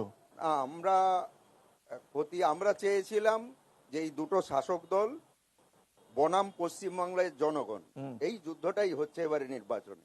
সেখানে সমস্ত ধর্মনিরপেক্ষ এবং বাম শক্তি, সহযোগী শক্তি মিলিত হয়ে পশ্চিমবাংলার জনগণকে এই দুই রাজনৈতিক দলের নিজেদের আঙুল ফুলে কলা গাছ, জনগণের সত্যান্যাস এই থেকে যাতে মুক্ত করা যায়। কিন্তু তারা দলীয় সিদ্ধান্ত নিয়েছেন, তারা লড়বেন, এখানে আমাদের কিছু বক্তব্য নেই। কিন্তু আমরা মনে করি যে বর্তমান সময়ে গোটা পশ্চিমবাংলা এবং আমার ডেবরা ব্লকে যা মানুষের আমরা সাড়া পাচ্ছি, কারণ প্রতিটি জনগণের সমস্যার আন্দোলন এই ব্লকে, ওই যে ইস্তারের প্রসঙ্গ এসেছিল, আমাদেরই বামপন্থীদের প্রার্থীর পক্ষে আমরা ডেবরা ব্লকের সমস্যা এবং তার সমাধান আমরা আগামী দিনে কি করতে চাই ডেবরা ব্লকে, সে সেরিকালচার হোক বা এই যে ফুল চাষিরা যে চরম কেন বিপর্যয়ের বিশ্বাস মধ্যে করবে আছে। মানুষ আপনাদের? হ্যাঁ? কেন মানুষ বিশ্বাস করবে? মানুষ বিশ্বাস করেন, মানুষ বিশ্বাস করতে বাধ্য হবেন, মানুষই ইতিহাস রচনা করেন। না না, সে তো বটেন, মানুষ ছাড়া আর কি ইতিহাস? মানুষ কেন? আমি একটা বলছি বামেদের দেওয়ালে- কেন আবার বিশ্বাস করবে? দেওয়ালে পিঠ থেকে গেছে মানুষের। সুতরাং মানুষ জানেন যে 34 বছরের জমানায় আমরা যা স্থায়ী, যা সমস্ত কিছু আমরা পেয়েছিলাম, আজকে সব হারিয়েছি আমরা। আমাদের মৌলিক অধিকারগুলো আমরা যা হারিয়ে গিয়েছি, ধর্মনিরপেক্ষতা বিপন্ন, মানুষে মানুষে বিভেদ তৈরি করে দেওয়া হচ্ছে, এবং উন্নয়ন বলতে কিছু নয়। এখন শুধু এই দুই শাসক দলের নেতৃত্বের আঙুল ফুলে কলা গাছ উন্নয়ন ছাড়া জনগণের কোনো উন্নয়ন হয়নি। বাড়িতে বাড়িতে বেকার, আমার রাজ্য থেকে পরিযায়ী শ্রমিক লক্ষ লক্ষ মানুষ চলে যাচ্ছে, 18 বছর থেকে 30 বছর পর্যন্ত ছেলে নেই, এবং বিজেপি শাসিত রাজ্যে গিয়ে বাংলা ভাষায় কথা বললে পিটিয়ে মেরে দেওয়া হচ্ছে। এ তো আমাদের ব্লকে কতজন ফিরে এসছে লাশ হয়ে, বেশ বেশ, এই তো আমরা দেখতে পাচ্ছি। আমি আসবো বিজেপির কাছে। একটা অভিযোগ তো বারংবারই উঠছে যে বিজেপি শাসিত রাজ্যে গিয়ে বাংলার পরিযায়ী শ্রমিকদের কি দশা। তার পাশাপাশি আমি যেটা আপনার কাছে মূলত জানতে চাইবো, আপনাদের ক্যান্ডিডেট শুভাশিস ওম, একে কেন্দ্র করে কোনো অসন্তোষ আছে? মানে আপনাদের তো এই প্রার্থী নিয়ে আপনাদের দলেও প্রচন্ড অসন্তোষ, কংগ্রেসের কাছাকাছি প্রায়। ভারতীয় জনতা পার্টি একটা রাজনৈতিক দল, তার প্রার্থী একটাই, এগুলো সব অপপ্রচার। আমাদের প্রার্থী বিজেপির প্রার্থী। এই প্রার্থী কি শুভেন্দু অধিকারী মনোনীত না দিলীপ ঘোষের? ভারতীয় জনতা পার্টির মনোনীত প্রার্থী। ভারতীয় মানে জনতা দেখুন, পার্টি শুভেন্দু কোনো অধিকারী প্রার্থী দিলীপ ঘোষের আপনি মধ্যে বলতেই পারেন, আপনি বলতেই পারেন। যদি কোনো সমস্যা না থাকতো তাহলে পাগড়ি পরিয়ে মালা পরিয়ে ঐক্যের বিজ্ঞাপনটা কি দেওয়ার প্রয়োজন হতো? না, পাগড়ি পরানো, মালা পরানো এটা ভারতীয় জনতা পার্টির ট্র্যাডিশনের মধ্যে পড়ে। হ্যাঁ, এখানের সঙ্গে ভারতীয় দিলীপ ঘোষের মন্তব্যগুলো তাহলে কি দুর্ভাগ্যজনক ছিল? দিলীপদার মন্তব্য মানুষের ব্যক্তিগত মন্তব্য থাকতেই পারে, তার সঙ্গে রাজনৈতিক দলের প্রার্থী চয়নের সম্পর্ক কোথায়? দিলীপ একটাই ঘোষ প্রার্থী শুভেন্দু বিজেপির অধিকারী প্রার্থী। সম্পর্কে যে সমস্ত এটা মন্তব্য আপনাদের করেছিলেন, narrative। দিলীপ ঘোষ এটা শুভেন্দু আপনাদের অধিকারী narrative। শুভেন্দু অধিকারী সম্পর্কে যে সমস্ত ব্যক্তিগত- মন্তব্যগুলো করেছিলেন, শুনুন, ব্যক্তি মানুষ তো তার পরিচয় একটা আছে, হ্যাঁ। তার সঙ্গে রাজনীতির কি সম্পর্ক আছে? ব্যক্তিগতভাবে তো তার মৌলিক অধিকার মন্তব্য করা, তার সঙ্গে ভারতীয় জনতা পার্টির বিষয় কোথায় জড়িয়ে দিচ্ছে? যাই হোক, আমি জড়াচ্ছি না, এটা মানুষ জড়াচ্ছেন। না, না, কিন্তু মানুষ জনা- না, আপনারা narrative তৈরি আমরা করেন। যদি ন্যারেটিভটা, আপনারা আপনার কি narrative মনে হয় যে তৈরি আমি করেন। ন্যারেটিভ তৈরি করলাম মানুষ বুঝে গেল? না, না, মানুষ বোঝেনি বলেই তো দুটাকে প্রত্যাখ্যান করেছে। কোনটাকে যারা প্রত্যাখ্যান এই করেছে? narrative তৈরি করেছে, তার মানে ভারতীয় জনতা পার্টি যেটা বোঝাতে চেয়েছিল, ভারতীয় জনতা পার্টি বোঝাতে চেয়েছিল যে আমরা 200 পার করব। মানুষ তাদের 77-এ থমকে দিয়েছিল, শুধু না 77 থেকে আরো বারবার তৃণমূল কংগ্রেসে পৌঁছে দিয়েছে। এবারেও আপনারা বলছেন আপনারা 200 পাবেন, বা যাই হোক যে নাম্বারই পান না কেন। আপনারা সেটা পাবেন, তারপরে যে আপনাদের দল থেকে তৃণমূল কংগ্রেসে চলে যাবে না গ্যারান্টি আছে? না, গ্যারান্টির বিষয়টা মানুষ গ্যারান্টি দেবে। মানুষ কি করে গ্যারান্টি দেবে? মানুষ আপনি গ্যারান্টি দেবেন না আমি গ্যারান্টি দেবো? এই কালচার কাদের? এই কালচার কাদের? আপনাদের দল থেকে ওদের দলে যায়নি? আপনাদের দল থেকে ওদের দলে যায়নি? কজন গেছে লাস্ট আলিপুরদুয়ারের কে? প্রথম 2021 সালে বিধানসভা নির্বাচনের পর কৃষ্ণনগর উত্তরে পশ্চিমবঙ্গে এই রাজনীতির জন্মদাতা তৃণমূল কংগ্রেস। এটা ভারতীয় জনতা পার্টির ট্র্যাডিশন নয়, ভারতীয় জনতা পার্টির কালচার নয়, এটা চাপিয়ে দেওয়া হচ্ছে। এটা চাপিয়ে দেওয়া হচ্ছে। তার মানে তৃণমূল কংগ্রেস, এক মিনিট কাশীনাথ বাবু, তৃণমূল কংগ্রেস ভারতীয় জনতা পার্টির কাশীনাথ বাবুর কাছে কোনো একটা প্রলোভন দেখালো আর কাশীনাথ বাবু চলে গেলেন, এটা তৃণমূলের দোষ না বিজেপির দোষ? এটা ভারতীয় জনতা পার্টি যারা কর্মী, যারা সমর্থক, এখানে দোষ অপরাধের বিশ্লেষণের বিষয় নয়। বিশ্লেষণের বিষয় না মানে? আমি তো জানতে চাইছি, আপনি বলছেন এটার এই কালচারের আমদানি করেছে তৃণমূল, আপনি বলছেন তো, তাহলে তৃণমূল কালচারটা আমদানি করলো কি করে যদি আপনারা সহযোগিতা না করেন? ভারতীয় জনতা পার্টি তৃণমূল কংগ্রেসের সহযোগ আপনি যেটাকে তুলে ধরতে চাইছেন, প্রথমে মানুষ ভূঁইয়াকে নিয়েছে, না মানুষ ভূঁইয়াকে 2011 সালে বিষয় তৃণমূল কংগ্রেসই আমি তো বলছি না, আমি বলছি তারপরে আপনারা তো সেই আপনারা তো সেই আদর্শে বিশ্বাস করেন না, তাহলে আপনাদের দলের 10 জন গেল কেন? এর জবাবটা আপনার কাছ থেকে চেয়েছিলাম, অর্থাৎ ভারতীয় জনতা পার্টি কিন্তু সেই জবাব দিতে পারলো না। আমি আসবো তৃণমূল কংগ্রেসের প্রার্থী এবং তাদের দলের অন্তর্দ্বন্দ্ব নিয়ে। একটা ছোট্ট বিজ্ঞাপনী বিরতির সময় হয়েছে, বিরতির পর আবারও ফিরে আসবো এই আলোচনায়, শুনবো এই ডেবরাবাসীর অভিমত, তাদের প্রশ্ন। একটা ছোট্ট বিরতি, সঙ্গে থাকুন।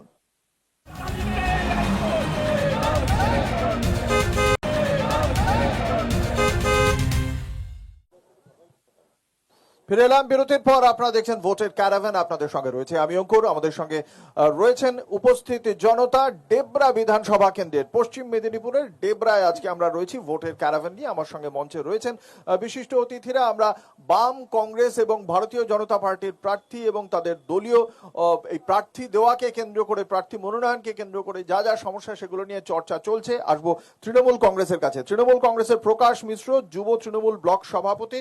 প্রকাশ, এই যে ধরুন রাজীব বন্দ্যোপাধ্যায় প্রার্থী, ডেবরা বিধানসভা কেন্দ্রে যদি আমরা দেখি 2011 থেকে রাধাকান্ত মাইতি, সেলিনা খাতুন, প্রাক্তন আইপিএস, রাজ্যের প্রাক্তন মন্ত্রী হুমায়ুন কবির, এবং তারপরে এবার রাজীব বন্দ্যোপাধ্যায়, প্রাক্তন মন্ত্রী থেকে আবার প্রাক্তন মন্ত্রীর হাতেই পড়ছে ডেবরা বিধানসভা কেন্দ্র। তো সেক্ষেত্রে এই যে প্রত্যেকবার প্রার্থী বদলে যাওয়া, শুধুমাত্র কি এই বহিরাগত, ভূমিপুত্র তো তারা নন, রাধাকান্ত মাইতি বা ওদেরকে বাদ দিলে এই দুজন তো তা নন, তো বারবার বহিরাগতকে নিয়ে আসতে গেলে? প্রথমেই আমি বলি, আসছি আপনার কাছ থেকে শুনবো না। আমার এখানে যদি কাউকে পাঠিয়ে থাকেন তাহলে তিনি যদি কথা বলতে না পারেন তাহলে আপনারা কেউ একজন উঠে আসুন। আপনাদের যদি মনে হয় যে আপনাদের পাঠানো তৃণমূল কংগ্রেসের মুখপাত্র কিছু বলতে পারে না, উত্তর দিতে পারে না আমার বা অন্যান্যদের কথা, তাহলে আপনারা একজন উঠে আসুন, ওনাকে নামিয়ে দেবো। আমার বিজেপির যে স্পোক পারসন, উনি অভিযোগ করেছিলেন আদিবাসী শিক্ষকের হত্যা।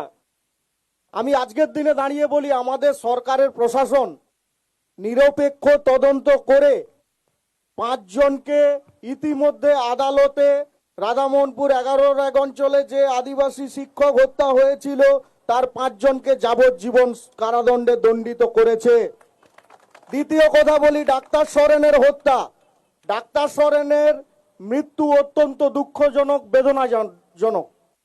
এই ডাক্তার সরেনের হত্যাকে কেন্দ্র করে বিজেপি যে সংকীর্ণ রাজনীতি করার চেষ্টা করেছিল তা আমাদের প্রশাসন সক্রিয়ভাবে রুখে দিয়েছিল এবং তার তদন্ত সঠিকভাবে প্রশাসন তদন্ত করেছে।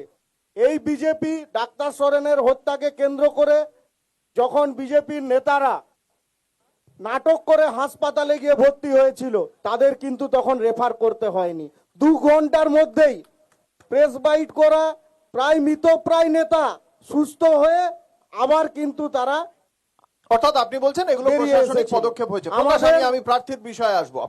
প্রার্থীর বিষয়ে যদি আসি, প্রথমেই বিজেপির যিনি ছিলেন উনি বললেন যে দিলীপ ঘোষ তার ব্যক্তিগত মতামত, দিলীপ ঘোষ কি বিজেপির নেতা নন? তার দায়ভারকে নিবে। ওনার বক্তব্য কি বিজেপির ওপর কোনো এফেক্ট করে না, পড়ে না? তার জবাব আমি ওনার কাছ থেকে চাইবো। আর বিজেপি এমন একটা ওয়াশিং মেশিন, ইনারা চোর থেকে ডাকাত থেকে শুরু করে বিভিন্ন বদনাম দেবেন, যখনই বিজেপিতে আসবেন উনি ধোয়া তুলসী পাতা হয়ে যাবেন। এই জায়গাটায় তাহলে আমি একটুখানি আসি। তাহলে আপনি বললেন বিজেপি একটা বড় ওয়াশিং মেশিন, বিজেপিতে যেই যাবে সঙ্গে সঙ্গে সে ধোয়া তুলসী পাতা, তাই তো? যেই শুভেন্দু অধিকারীকে কাগজে সঙ্গে সঙ্গে ধোয়া তুলসী পাতা। মুড়ে আমি তাহলে তরকারিতে প্রকাশ, আমি দেখা আপনার কাছে গেছিল। আমি ঠিক আপনার কাছে এটাই জানতে চাই যে 2021 3রা ফেব্রুয়ারি আলিপুরদুয়ারের মঞ্চ থেকে রাজ্যের মুখ্যমন্ত্রী মমতা বন্দ্যোপাধ্যায় বলেছিলেন বন সহায়ক পদে কারসাজি করেছেন রাজীব বন্দ্যোপাধ্যায়। সেই রাজীব বন্দ্যোপাধ্যায় এই কেন্দ্রের প্রার্থী। তখন রাজীব বন্দ্যোপাধ্যায় ভারতীয় জনতা পার্টিতে ছিলেন। 2021-এর বিধানসভা নির্বাচন শেষ হয় মে মাসে। 2021-এর অক্টোবরে রাজীব বন্দ্যোপাধ্যায় কান্নাকাটি করে তৃণমূল কংগ্রেসে জয়েন করেন এবং তারপরে রাজীব বন্দ্যোপাধ্যায়ের বিরুদ্ধে তখন মুখ্যমন্ত্রী বলেছিলেন তদন্ত হচ্ছে। আজকের ডেটে সেই তদন্তের রেজাল্ট আমরা জানি না। তার মানে রাজীব বন্দ্যোপাধ্যায় কি ধোয়া তুলসী পাতা এই মুহূর্তে? আমি সেটা প্রথমত আপনার কাছে ক্ল্যারিফাই করতে চাই। আমি প্রথমেই বলি যে মুখ্যমন্ত্রী বলেছিলেন কিছু একটা ভুল বোঝাবুঝির কারণে। ভুলটা কার, মুখ্যমন্ত্রীর না? ভুল যদি এটাই হয় কি তাহলে বিজেপির কাছে ইডি সিবিআই আছে। আমি এই অভিযোগটা বিজেপি করেনি ভাই, এই অভিযোগটা বিজেপি করেনি। মুখ্যমন্ত্রী মঞ্চ থেকে আলিপুরদুয়ারের 3রা ফেব্রুয়ারি 2021 সাল, আপনি একটু মিলিয়ে নিন প্লিজ, মিলিয়ে নিন। 2021 সালের 3রা ফেব্রুয়ারি আলিপুরদুয়ারের মঞ্চ থেকে মুখ্যমন্ত্রী বলেছিলেন বন সহায়ক পদে কারসাজি করেছেন। তাহলে এই বন সহায়ক পদে কারসাজি মুখ্যমন্ত্রী, রাজ্যের পুলিশ মন্ত্রী, তাই না? তা তিনি যখন অভিযোগটা করছেন তখন তিনি জেনে বুঝে করছেন। তাহলে আজকের ডেটে উনি কি ধোয়া তুলসী পাতা রাজীব বন্দ্যোপাধ্যায়? আমি তাহলে প্রথমত জানতে চাই, কারণ আপনি ওকে ওয়াশিং মেশিন বলেছেন। আমি প্রথমেই বলছি উনার প্রেস বাইটটা, মমতা বন্দ্যোপাধ্যায়ের প্রেস বাইটটা যদি আপনি আরেকবার শুনেন, উনি কিন্তু বলেছেন যে অভিযোগ এসেছে, হ্যাঁ হ্যাঁ হ্যাঁ, আমরা তদন্ত করে দেখব। হ্যাঁ হ্যাঁ হ্যাঁ, সরকার তদন্ত করেছে। Exactly. আমি বিজেপির যে সমস্ত এজেন্ট আছে ইডি সিবিআই তাদেরকেও বলবো তদন্ত করে দেখুন। না না, এটা ইডি সিবিআই বলেনি, এটা মুখ্যমন্ত্রী বলেছেন আমি তদন্ত করে দেখবো। আপনি ঠিক বলছেন। তার মানে রাজ্য প্রশাসন তদন্ত করবে, রাজ্যের পুলিশ তদন্ত করবে। তাহলে রাজ্যের পুলিশ তদন্ত করে কি রিপোর্ট দিল অভিযোগ, সেটা তো জানতে চাই। হাজার অভিযোগ আসতে পারে।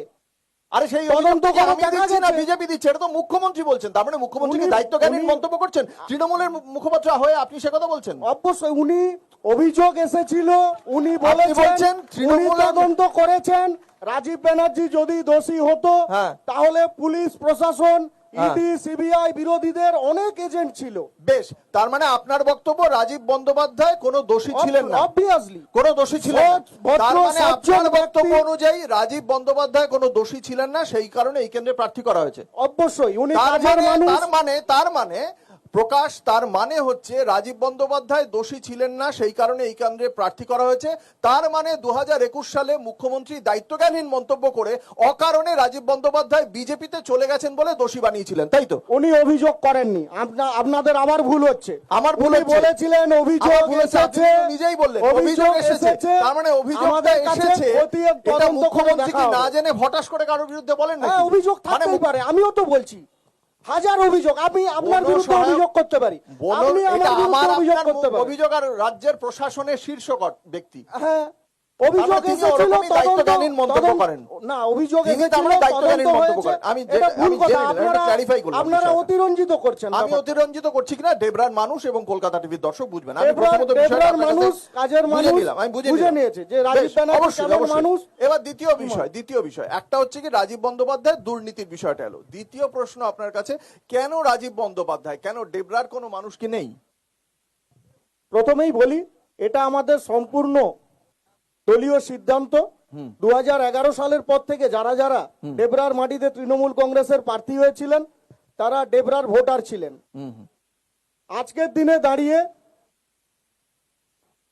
মমতা বন্দ্যোপাধ্যায়ের সিদ্ধান্ত অনুযায়ী আমাদের প্রার্থী, বিরোধীরা বলছে যে আপনাদের দলের এতটাই অন্তর্দ্বন্দ্ব, রাধাকান্ত মাইতি, সেলিনা খাতুন এবং প্রাক্তন আইপিএস কে যদি অন্য কেন্দ্রে সরিয়ে দেওয়া হয়েছে, তাদের বিভিন্ন লবি কাজ করছিল, সেই অন্তর্দ্বন্দ্ব থামাতে বাইরে থেকে একজনকে এনে বসানো হয়েছে। কি বলবেন? এটা সম্পূর্ণ ভিত্তিহীন কথা। আমাদের দল তৃণমূল কংগ্রেস এক ও ঐক্যবদ্ধ। আমরা মাঠে ময়দানে নেমে, আপনি একরকম কথা বলছেন আর এখানকে ডেবরার পঞ্চায়েতে শীতাংশু ধারা অন্যরকম কথা বলছেন। না না না, এগুলো সম্পূর্ণ আপনাদের তৈরি করা একটি আমাদের তৈরি করা। প্রবঞ্চক বেশ, কথাবার্তা। এবার আমি আমাদের তৃণমূলের তৃণমূল বক্তব্য কংগ্রেস শোনালাম, আমি ঐক্যবদ্ধ। 4টি রাজনৈতিক দলের প্রার্থীদের নিয়ে তাদের মতামত শুনেছি। আমি উপস্থিত জনতার কাছে জানতে চাইবো তাদের কোনো প্রশ্ন রয়েছে কিনা এই সমস্ত রাজনৈতিক দলের প্রতিনিধিদের কাছে। যদি প্রশ্ন থাকে হাত তুলবেন, একটি মাত্র প্রশ্ন করবেন। এখানে একজন কেউ দাঁড়িয়েছেন, একবার সৌম্যকান্তি ত্রিপাঠী আমাদের প্রতিনিধি রয়েছেন, আমি যেতে বলবো। বলুন ভাই, আপনার প্রশ্ন বলুন। আমার তৃণমূল কংগ্রেসের কাছে একটাই প্রশ্ন, দেবরায় আপনারা এতই উন্নয়ন করেছেন, দেবরায় তৃণমূলের এত নেতা থাকতেও আপনারা দেবরায় ভূমিপুত্র দিতে পারলেন না। বেশ, বুঝেছি। একই প্রশ্ন। তাহলে আমরা বুঝে গেছি যে দেবরায় এবারে তৃণমূল বিজেপিকে বেশ, ভয় পেয়েছে। বেশ, আর বুঝে গেছি। এটা দেবরায় স্টেটমেন্ট এবারে আমি শুনতে চাইনি, BJP আমি স্টেটমেন্ট শুনতে জিতবে। চাইনি সৌম্যকান্তি, আমি স্টেটমেন্ট শুনতে চাইনি। আমি ওদিকে একদম কোণে।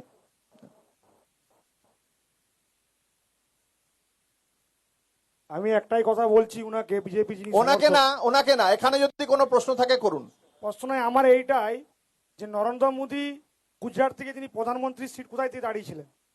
নরেন্দ্র মোদী যিনি ভারতবর্ষের প্রধানমন্ত্রী, এটা তিনি কোথা থেকে দাঁড়িয়েছিলেন? এটা প্রশ্ন নয়, আমি এই কেন্দ্রের বিষয়ক প্রশ্ন জানতে চেয়েছিলাম। নরেন্দ্র মোদী বিষয়টা কিনা সেটা আমি জেনে নেব। কাছে একটাই আমিও জানি প্রশ্ন। নেব। আপনার আর প্রশ্ন সময় নেই। পেছনের ভদ্রলোক জাস্ট পেছনে। নমস্কার। হ্যাঁ, বলুন। আমার বিজেপিকে একটা প্রশ্ন, যে আমাদের যে আমার ব্লকটা বিধানসভাটা একদম পূর্ব মেদিনীপুরে বর্ডারে, তা আমরা ওতপ্রোত পূর্ব মেদিনীপুর সম্বন্ধে আমরা জানি। এখানে যে দাঁড়িয়েছে বিজেপির বা পূর্ব মেদিনীপুরের শুভেন্দু অধিকারী দাঁড়িয়েছে, খালি ধর্ম নিয়ে রাজনীতি করেছে। নন্দীগ্রামে কি কোনো উন্নয়ন করেছে? ওনার কাছে একটা আমার প্রশ্ন। বেশ, আর বেশ। এখানে আর দেবরাতে যে দরকার নেই, দাঁড়িয়েছে, সৌম্য, ওখান থেকে সে কি মাইকটা নাও, প্রশ্ন? আরো অনেকে রয়েছেন, অনেকের বক্তব্য শুনবো। একদম পেছনে সাদা শার্ট।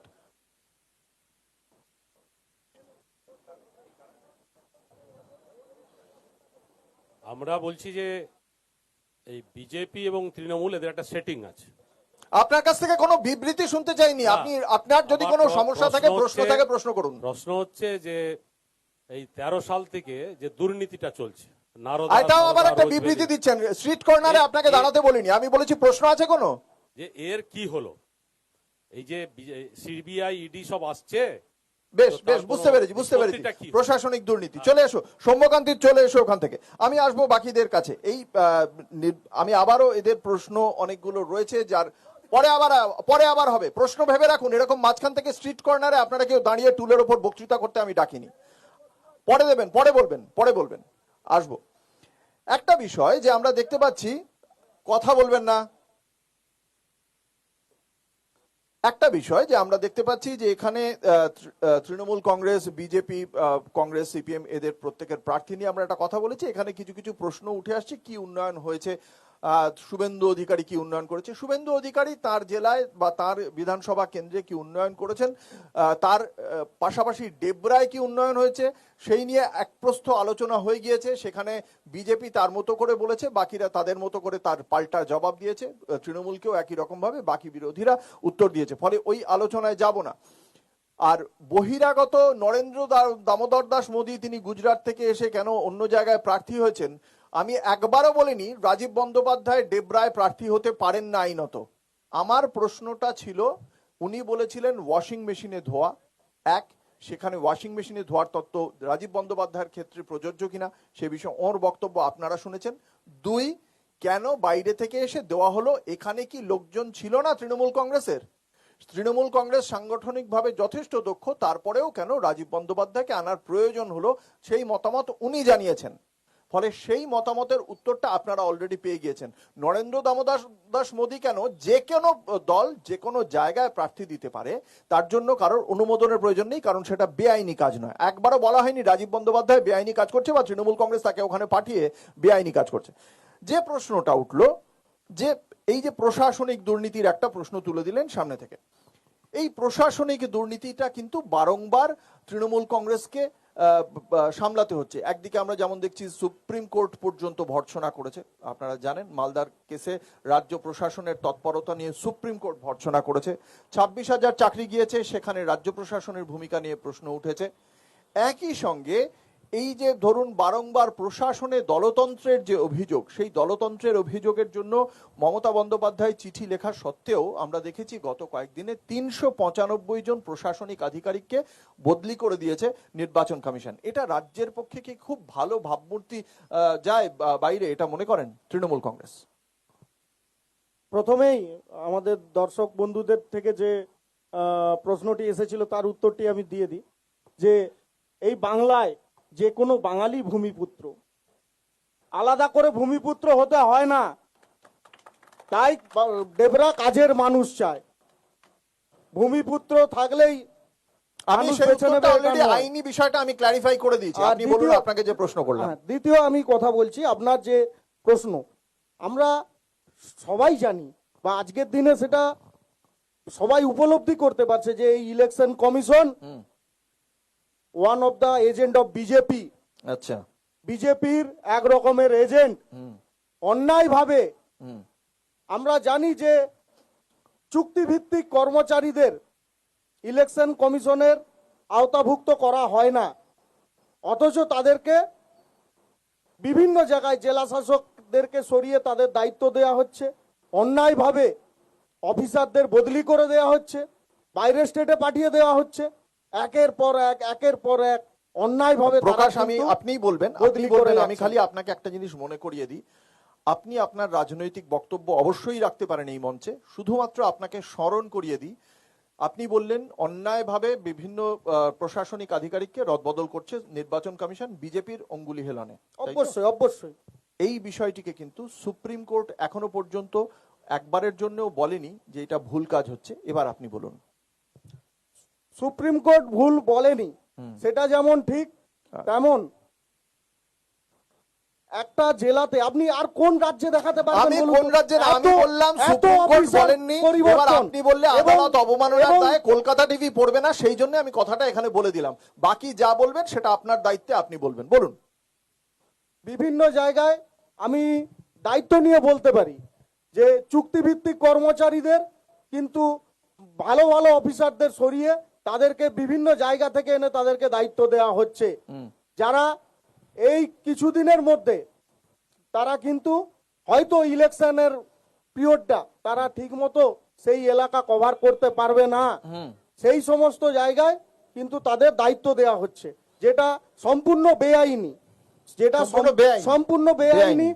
আমি দায়িত্ব নিয়ে বলতে পারি। হ্যাঁ হ্যাঁ, আপনি দায়িত্ব, আপনার দায়িত্ব থাকলে অসুবিধা নেই আমার, বলুন।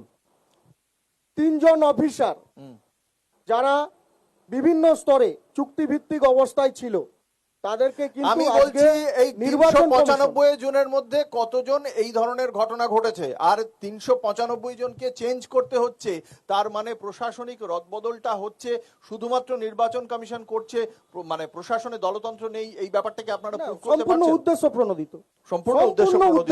আমি শুনবো রাজনৈতিক বাকিরা কি মনে করে। জন্য। আমি প্রাথমিকভাবে তৃণমূল কংগ্রেসের এই অবস্থানটা জানলাম, বাকিদের বক্তব্য আমি শুনবো, কিন্তু একটা ছোট্ট বিজ্ঞাপনী বিরতির সময় হয়ে গিয়েছে। বিরতির পর আবারও ফিরে আসছি এই আলোচনায়, সঙ্গে থাকুন।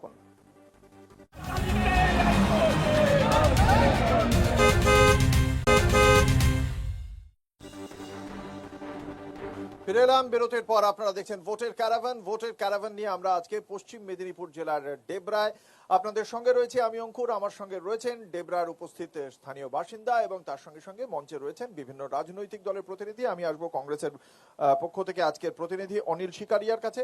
এই যে ধরুন এত এত সংখ্যক 395 জন প্রশাসনিক আধিকারিককে সরিয়ে দিচ্ছে নির্বাচন কমিশনের, এই যে সিদ্ধান্ত, সেই সিদ্ধান্তের পেছনে কতটা বিজেপির আঙুল রয়েছে বা বিজেপির নির্দেশ রয়েছে, আর কতটা এই প্রশাসনের দলতন্ত্রের অভিযোগটা, যেটা বিরোধী রাজনৈতিক দলের পক্ষ থেকেও নির্বাচন কমিশনে জানানো হয়েছিল, সেটাকে গুরুত্ব দিয়ে কমিশন এই রদবদল করছে, আপনারা কি মনে করেন?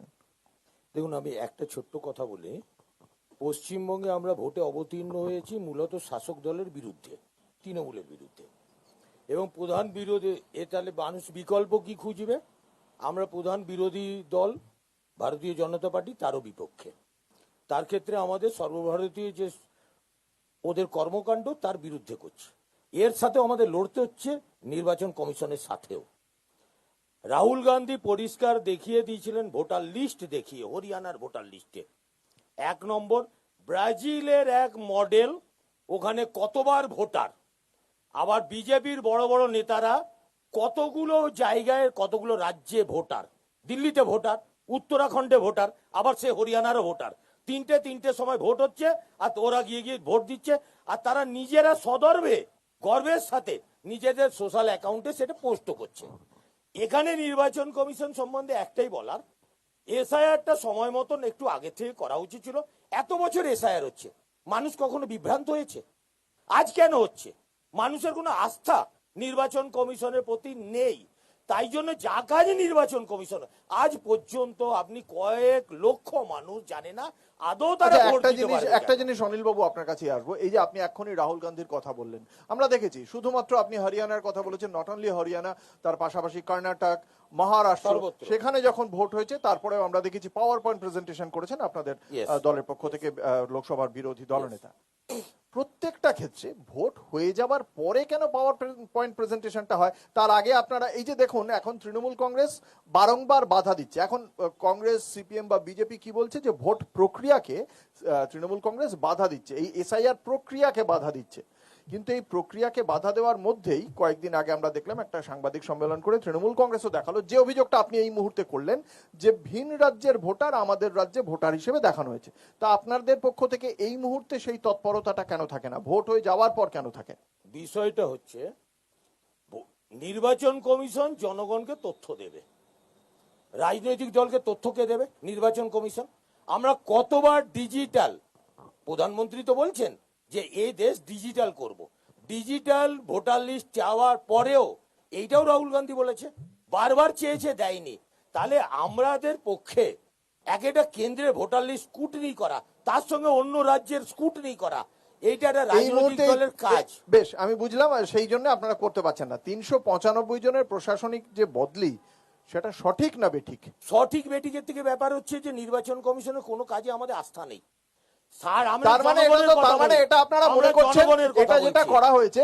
করা হয়েছে ঠিক হয়নি, কারণ আপনাদের আস্থা নেই। আমার আস্থা নেই মানে বিশ্বাসযোগ্যতা নেই। প্রশাসনিক কাজ নির্বাচন কমিশনের আওতাভুক্ত, আমরা মানি ভোটের সময়। তৃণমূল কংগ্রেসের রাজ্য প্রশাসনে দলতন্ত্র চলে বলে কংগ্রেস কি বিশ্বাস করে না করে না? তৃণমূল কংগ্রেসের মানে শাসনে, রাজ্য প্রশাসনে তাদের শাসক দল তৃণমূল কি? কংগ্রেসের বিরুদ্ধে আমাদের অভিযোগটাই আমি স্পষ্ট প্রশ্ন, স্পষ্ট উত্তর চাইবো। বলুন। তৃণমূল কংগ্রেসের এই রাজ্য প্রশাসনে দলতন্ত্র চলে বলে কি কংগ্রেস 100% মনে করে? তার মানে যদি দলতন্ত্র চলে, তার মানে নির্বাচন কমিশন ঠিক করেছে না ভুল করেছে? আমরা যতটা তৃণমূল কংগ্রেস শাসকের বিপক্ষে, ততটাই বিজেপির পক্ষে। আমরা জনগণকে এইটাই বলতে চাইছি যে দুজনেই ভুল করেছে, দুজনেই ভুল করেছে। আসবো বামেদের কাছে। আমি আশা করি কংগ্রেসের যে অবস্থান সেটা সকলেই বুঝতে পেরেছেন। আমি সিপিএম এর কাছ থেকে একই প্রশ্ন রাখবো।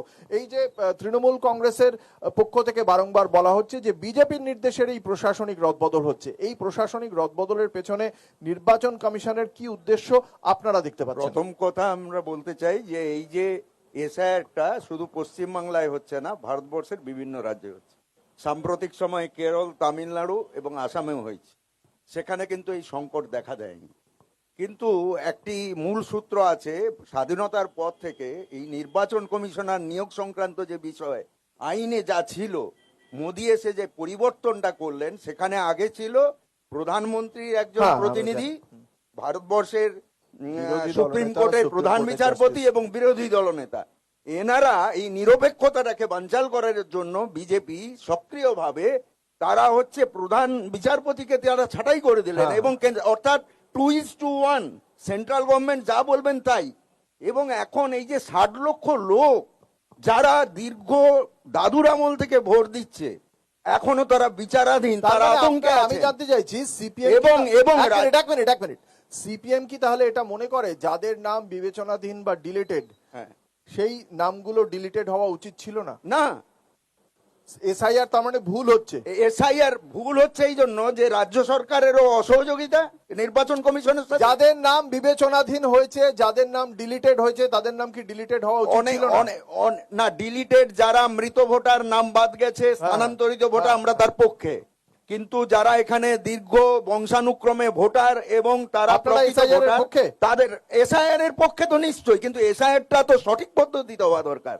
এসআইআরটা সঠিক সময় হওয়া যেভাবে দরকার। প্রশাসনিক আধিকারিক রদবদল করা হচ্ছে তার পক্ষে এখন সমস্যা না, প্রশাসনিক রদবদলটা ব্যাপার নয়, রাজ্য সরকার নির্বাচন কমিশনের সঙ্গে প্রশাসনিকভাবে অসহযোগিতা করার জন্য আজকে যে সংকটটা তৈরি হয়েছে, নির্বাচনের প্রাককালে 60 লক্ষ প্রকৃত ভোটার, তার মধ্যে তো এরা আমি বলছেন প্রকৃত ভোটারের বিষয়টা আপনার অবস্থান বুঝতে পেরেছি। হ্যাঁ। এই যে প্রশাসনিক আধিকারিকদের যে রদবদল, সেই রদবদলকে সিপিএম কিভাবে কি উদ্দেশ্যে হচ্ছে বলে মনে করেন? রদবদল আমাদের পশ্চিমবাংলার প্রশাসন দলীয় রাজনীতির দ্বারা প্রভাবিত এবং তারা সংবিধান মেনে চলেন না, কোর্টকেও মানেন না, বারবার প্রমাণিত হয়েছে। তার মানে যেটা কমিশন এদেরকে সরিয়ে দিচ্ছে ভালো করছে। নিশ্চয়ই ভালো করছে, বেশ, আসবো নিশ্চয়ই গাফিলতি আছে। বিজেপির কাছে কমিশনের এই যে ভূমিকা, সেই ভূমিকা সম্পর্কে আপনারা কি মনে করেন? নির্বাচন কমিশন একটা স্বতন্ত্র সংস্থা। তারা পশ্চিমবাংলার নির্বাচনকে সুষ্ঠুভাবে সম্পন্ন করার জন্য যা পদ্ধতি প্রক্রিয়ার প্রয়োজন করেছে, তারা যা করেছে সেটা তাদের নিয়ম মেনে তারা করেছে। একটা স্বাধীন স্বতন্ত্র সংস্থা, তারা তাদের কাজ করছে। বেশ, এর সঙ্গে রাজনীতির কোনো সম্পর্ক আছে বলে আমরা মনে করি না। বেশ, খুব ভালো কথা। আমি আসবো তৃণমূল কংগ্রেসের কাছে। এই যে ধরুন যে এতগুলো নাম যে বাদ যাচ্ছে, আপনি যে কথা বলছিলেন, এই যে প্রশাসনিক দলতন্ত্রের যে অভিযোগ উঠছে, যে বারংবার অভিযোগ উঠেছে যে পুলিশ ঘটনাস্থলে পৌঁছয় না, ভোটের সময় কেন্দ্রীয় বাহিনীকে আটকে দিয়ে রাখে। এবার প্রায় 2000 কোম্পানি কেন্দ্রীয় বাহিনী আসছে এবং নির্বাচন কমিশন সেই কারণে সেই সংশ্লিষ্ট থানার যে পুলিশ অফিসার বা যারা শীর্ষ পদে রয়েছেন, সেটা এসপি থেকে শুরু করে ডিজি পর্যায়ে পর্যন্ত রদবদল করা হয়েছে। আপনার কি মনে হয় যে এটা মানে রাজ্য পুলিশের দীর্ঘদিন ধরে যে সমস্ত আচরণ, সেই কারণেই এই ভুলটা হলো? হয়তো লঘুভাবে গুরুদণ্ড, কিন্তু রাজ্য পুলিশের এই যে কিছু কিছু ক্ষেত্রে দলতন্ত্রের যে অভিযোগ, সেগুলো সত্যি প্রমাণিত হয়েছে বলেই এগুলো হলো? একদম কোনোভাবেই নয়। রাজ্য প্রশাসন যথেষ্ট বিচার বিশ্লেষণ করে পুলিশকে কতটা মনে করেন? তদন্ত করে তারা পুলিশ কতটা মানে এফিশিয়েন্ট বলে মনে করেন? শুনুন, নির্বাচন কমিশন অমিত শাহ মোদির কথা শুনে কাকে সরাবে কাকে আনবে, তৃণমূল কংগ্রেস ওই দিকে তাকিয়ে নেই। তৃণমূল কংগ্রেস সাধারণ মানুষের সাথে প্রকাশ আছে, একটা কথা খালি জানিয়ে সাধারণ রাখি, মানুষ এই ভোট দেবে। এই প্রশাসনিক তৎপরতা নিয়ে সুপ্রিম কোর্ট ইলেকশনের রাজ্য সময়- প্রশাসনকে ভর্ৎসনা করেছে। প্রশাসন তৎপরতা, যেটা মালদায় যে ঘটনা ঘটেছে, আপনি নিশ্চয়ই খবরের কাগজ পড়েছেন, মালদায় যে আটকে রাখা হয়েছিল বিচারকদের, সেই কারণে সুপ্রিম কোর্ট রাজ্য প্রশাসনের যে তৎপরতায় যে গাফিলতি বা বিলম্ব, সেটা নিয়ে ভর্ৎসনা করেছে রাজ্য প্রশাসনকে। রাজ্য প্রশাসন তো এখন নির্বাচন কমিশনের আন্ডারে, না, তাহলে পশ্চিমবঙ্গ সরকারের আন্ডারে নয়। নিশ্চয়ই নির্বাচন কমিশনকেই ভর্ৎসনাটা করতো। অবশ্যই অবশ্যই। ভর্ৎসনাটা তবুও আমি করেছে। বলে রাখি হ্যাঁ। যে আমাদের সিআইডি কিন্তু প্রথম অ্যারেস্ট করেছে ওই মূল চক্রী হ্যাঁ হ্যাঁ হ্যাঁ, Mofakkerul Islam. Right right right. আমাদের সিআইডি অ্যারেস্ট করেছে। তো রাজ্য পুলিশ এখন নির্বাচন কমিশনের আন্ডারে, নির্বাচন কমিশন মোদি অমিত শাহর আন্ডারে। তো ওরা এর আগে ওর এর আগে দায়ভার ধরুন এই যে- রাজ্য সরকারের নেই। বেশ বেশ, এর আগে এই যে ধরুন সিআইডি অত্যন্ত তৎপর, আপনি খুব ভালো কথা বলেছেন। বেশ কয়েকটা রিসেন্ট ফেজে আমরা দেখেছি বেশ কয়েকটা ডাকাতের খুব ভালো কিনারা করেছে সিআইডি, খুনেরও ইভেন। কিন্তু ধরুন এই যে বিষয়ে স্বয়ং রাজ্যের মুখ্যমন্ত্রী বলছেন, যে শিক্ষক নিয়োগ দুর্নীতি নিয়ে তিনি বলছেন যে বহু লোকের কাজ যাতে না হয় তার জন্য চেষ্টা করেছে এই বাম বিজেপি, আদালতে গিয়ে বহু লোকের কাজ আটকে দিয়েছে, মুখ্যমন্ত্রী বলেছেন। তো মুখ্যমন্ত্রী যেমন এটা বলছেন, তার সঙ্গে সঙ্গে মুখ্যমন্ত্রী এটাও কিন্তু বলেছেন যে কিছু কিছু জায়গায় কিছু ভুল হয়েছে, সেই ভুলগুলো সম্পর্কে তিনি অবহিত ছিলেন না। এই ভুলগুলো যখন হচ্ছে, তারপরেও মানে সেই ভুলগুলো সম্পর্কে কোনো আইডিয়া এই তথাকথিত সিআইডির ছিল না, নাম্বার 1। নাম্বার 2, আপনাদের দলের পক্ষ থেকে পার্থ চট্টোপাধ্যায়ের বান্ধবীর বাড়িতে যখন অত বিপুল সম্পত্তি দেখতে পাওয়া গেল, সঙ্গে সঙ্গে তাকে বরখাস্ত করা হলো, তিনি জেলে গেলেন, জেল থেকে জামিনে বেরোলেন তিনি। তারপরে সঙ্গে সঙ্গে তাকে আবার বিধানসভার গুরু দায়িত্ব দিয়ে দেওয়া হলো। তিনি এটা প্রমাণিত হননি যে তিনি নির্দোষ, আবার এটাও প্রমাণিত হয়নি যে তিনি দোষী। তাহলে আপনারা কিসের ভিত্তিতে তাকে বাদ দিলেন, কিসের ভিত্তিতে গুরু দায়িত্ব দিলেন, ঠিক বুঝলাম না। প্রথম কথা আমি বলি যে পার্থ চট্টোপাধ্যায় যে অভিযোগের ভিত্তিতে গ্রেপ্তার হয়েছিল, তার পরবর্তীকালে উনি বেল পাওয়ার পরেই ইলেকশন ঘোষণা হয়েছে, উনাকে কিন্তু তৃণমূল কংগ্রেস প্রার্থী করেনি। আমি তো সেটা বলছি না, আমি কি অভিযোগের বললাম, আমি বললাম এবং তৃণমূল কংগ্রেস বিধানসভার গুরুদায়িত্ব স্ট্যান্ডিং কমিটিতে তাকে জায়গা দেওয়া হয়েছে। এবং নতুন সরকার হলে কিন্তু ওই স্ট্যান্ডিং কমিটির ওই জায়গা আর থাকবে না। আমি তো বলছি না থাকবে কি থাকবে না, এখন তো আপনারা মনে করছেন যে তিনি ওই গুরু দায়িত্ব পাওয়ার উপযুক্ত ব্যক্তি। এটা যদি তৃণমূল কংগ্রেস না ভাবতো তাহলে বিধানসভায় তো শাসক দল তারা, এই স্ট্যান্ডিং কমিটিগুলোয় কে কি হবে সেটা ঠিক করবেন তো। অবশ্যই দায়িত্ব দেওয়া তার মানে কিন্তু এখনো আছে তো উনার, আপনি নিজেই বলে গেলেন যে উনার অভিযোগ রয়েছে, প্রমাণিত নয়। তাহলে দলে ফিরিয়ে নেননি আপনারা, না, কিন্তু দলে বিধানসভায় ফিরিয়ে দায়িত্ব নেননি। দিলেন। হ্যাঁ। তার মানে আপনারা তখন যে যখন দল থেকে বার করেছিলেন তখনও আপনারা জানতেন না তিনি দোষী বা নির্দোষ, এখনো আপনারা জানেন না দোষী বা নির্দোষ, এখন আপনারা গুরু দায়িত্ব দিয়ে স্ট্যান্ডিং কমিটিতে ফিরিয়ে নিয়ে আসলেন। এটা কি খুব ভালো বার্তা যায়? দুর্নীতিকে প্রশ্রয় দেওয়া কি মনে হয় না? আমি এই প্রশ্নের উত্তর প্রকাশের কাছ থেকে নেব, কিন্তু এই মুহূর্তেই আমাকে একটা বিজ্ঞাপনী বিরতিতে যেতেই হবে। বিরতির পর ফিরে আসছি, সঙ্গে থাকুন।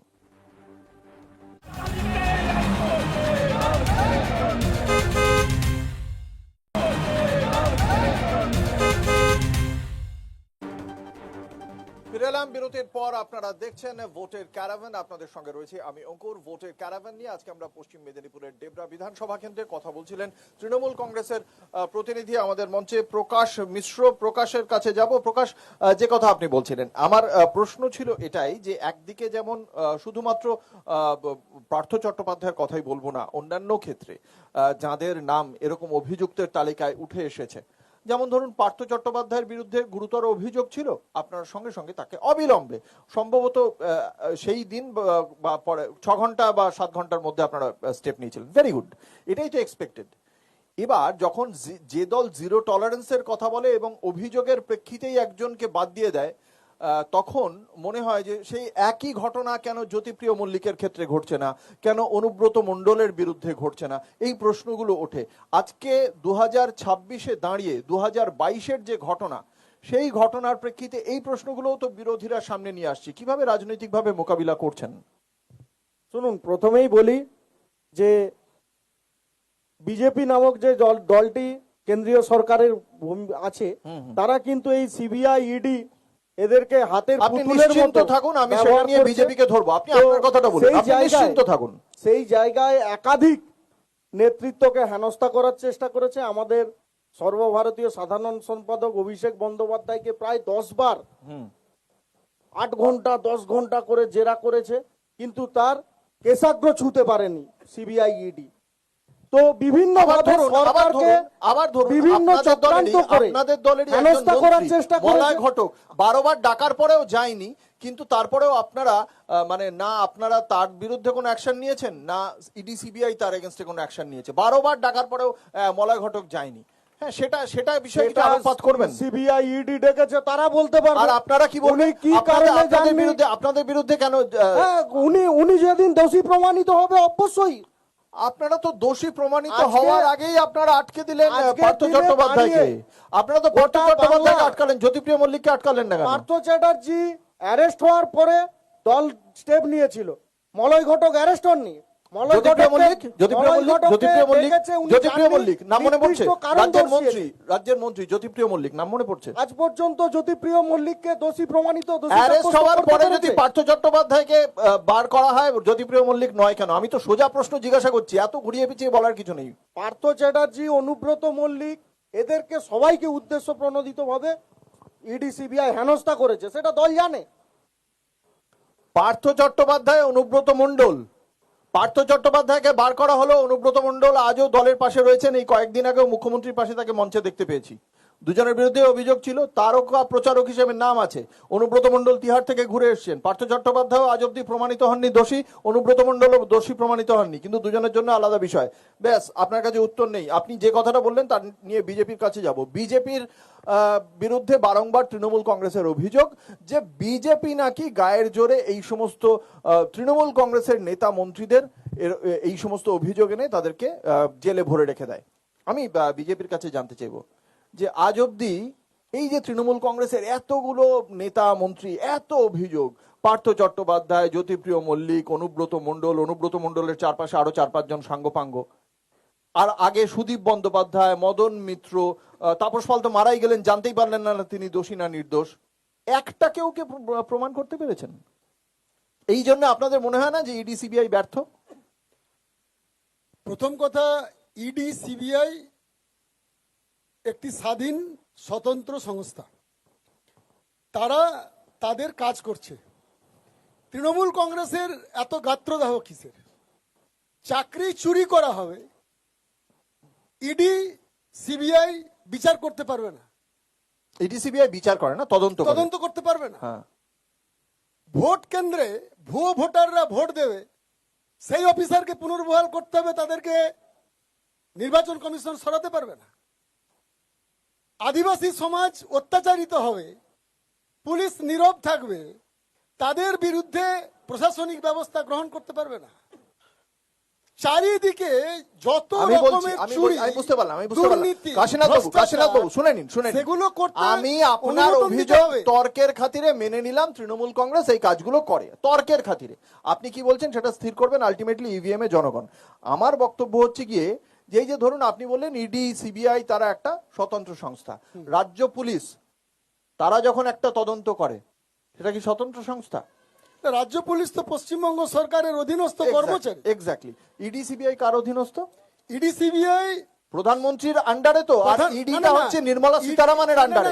Mind it just a minute, আমিও আপনাকে বলছি হ্যাঁ। এটা সংবিধান অনুমোদিত স্বীকৃত সংস্থা। হ্যাঁ আমি এটার বলছি তো, সঙ্গে প্রধানমন্ত্রী প্রধানমন্ত্রী রাজনৈতিক এই দলের কোনো দপ্তরে- সম্পর্ক নেই। আমি বলছি না রাজনৈতিক দলের সম্পর্ক রয়েছে, রাজনৈতিক দলের সম্পর্ক সিআইডির সঙ্গেও নেই, ঠিক আছে? ঠিক একই রকম ভাবে প্রধানমন্ত্রী যেমন এই দপ্তরটিকে দেখেন, সিবিআই কে দেখেন, এনফোর্সমেন্ট ডিরেক্টরেট দেখেন কেন্দ্রীয় অর্থমন্ত্রী নির্মলা সীতারামন, ঠিক একই রকম ভাবে সিআইডি কে দেখেন মুখ্যমন্ত্রী মমতা বন্দ্যোপাধ্যায়। আমার বক্তব্য হচ্ছে গিয়ে যখন সিআইডি কোনো কিছু খুঁজে পায় না, দেখতে পায় না, এই যেমন ধরুন শিক্ষক নিয়োগ দুর্নীতি, সিআইডি কিছু জানতো না, আপনারা বলেন না যে সিআইডির ব্যর্থতা? এটা তো তদন্ত চলছে, তদন্ত শিক্ষক প্রক্রিয়া নিয়োগ তো দুর্নীতির- সম্পন্ন হয়নি। শিক্ষক নিয়োগ- তদন্ত প্রক্রিয়া কি সম্পন্ন হয়েছে বলে আপনি স্বীকার করেন? এক্স্যাক্টলি, তদন্ত প্রক্রিয়া তো চলছে। এই কথাটাই আমি জানতে চাইছি। তদন্ত চলছে তো, যখন তদন্ত যখন চলে তখন আপনারা সিআইডির বিরুদ্ধে গিয়ে বলেন, রাজ্য পুলিশের বিরুদ্ধে গিয়ে বলেন যে সিআইডি এতদিন ধরে তদন্ত করে কিছু পায়নি, তার কারণ এরা তৃণমূল কংগ্রেসের নেতা মন্ত্রী বলে সিআইডি এদের ধরছেন, আপনারা বলেন। ঠিক একই রকম ভাবে যখন এই কালীঘাটের কাকু বলে ভদ্রলোক, তার সঙ্গে কাশীনাথ বাবু বা অঙ্কুর ভট্টাচার্যের ভয়েস ম্যাচ করছিল বলে একটা শোনা যাচ্ছিল, তাই না? তো সেই কাশীনাথ বাবুর ভয়েসটা ম্যাচ করছে না অঙ্কুর ভট্টাচার্যের ভয়েসটা ম্যাচ করছে, সেটা তো এখন অব্দি ইডি জানতেই গেল না, তাই না? তো আপনারা কি ইডির কাছে গেলেন? এইটা আপনার কাছে সূচনা কে দিল? ইডি জানতে গেল না? আমরা তো সমস্ত কথা না এটা তো এটা সম্পূর্ণ একটা আদালতে, বিচারাধীন। জাস্ট আ মিনিট, তাহলে আপনাকে সম্পূর্ণ তাহলে জানিয়ে রাখি, বিচারাধীন তাহলে আপনি ব্যবস্থাপনার জানেন না, মধ্যে তাহলে আপনি অন্তর্গত। জানেন না, আপনাকে জানিয়ে না, রাখি, না। আপনাকে জানিয়ে রাখি, আপনি জানেন না, কারণ ওই রিপোর্টটা এসেছে, ওটা আদালতে জমা করে আদালতের কাছ থেকে আদালতকে সেটা জানাবে।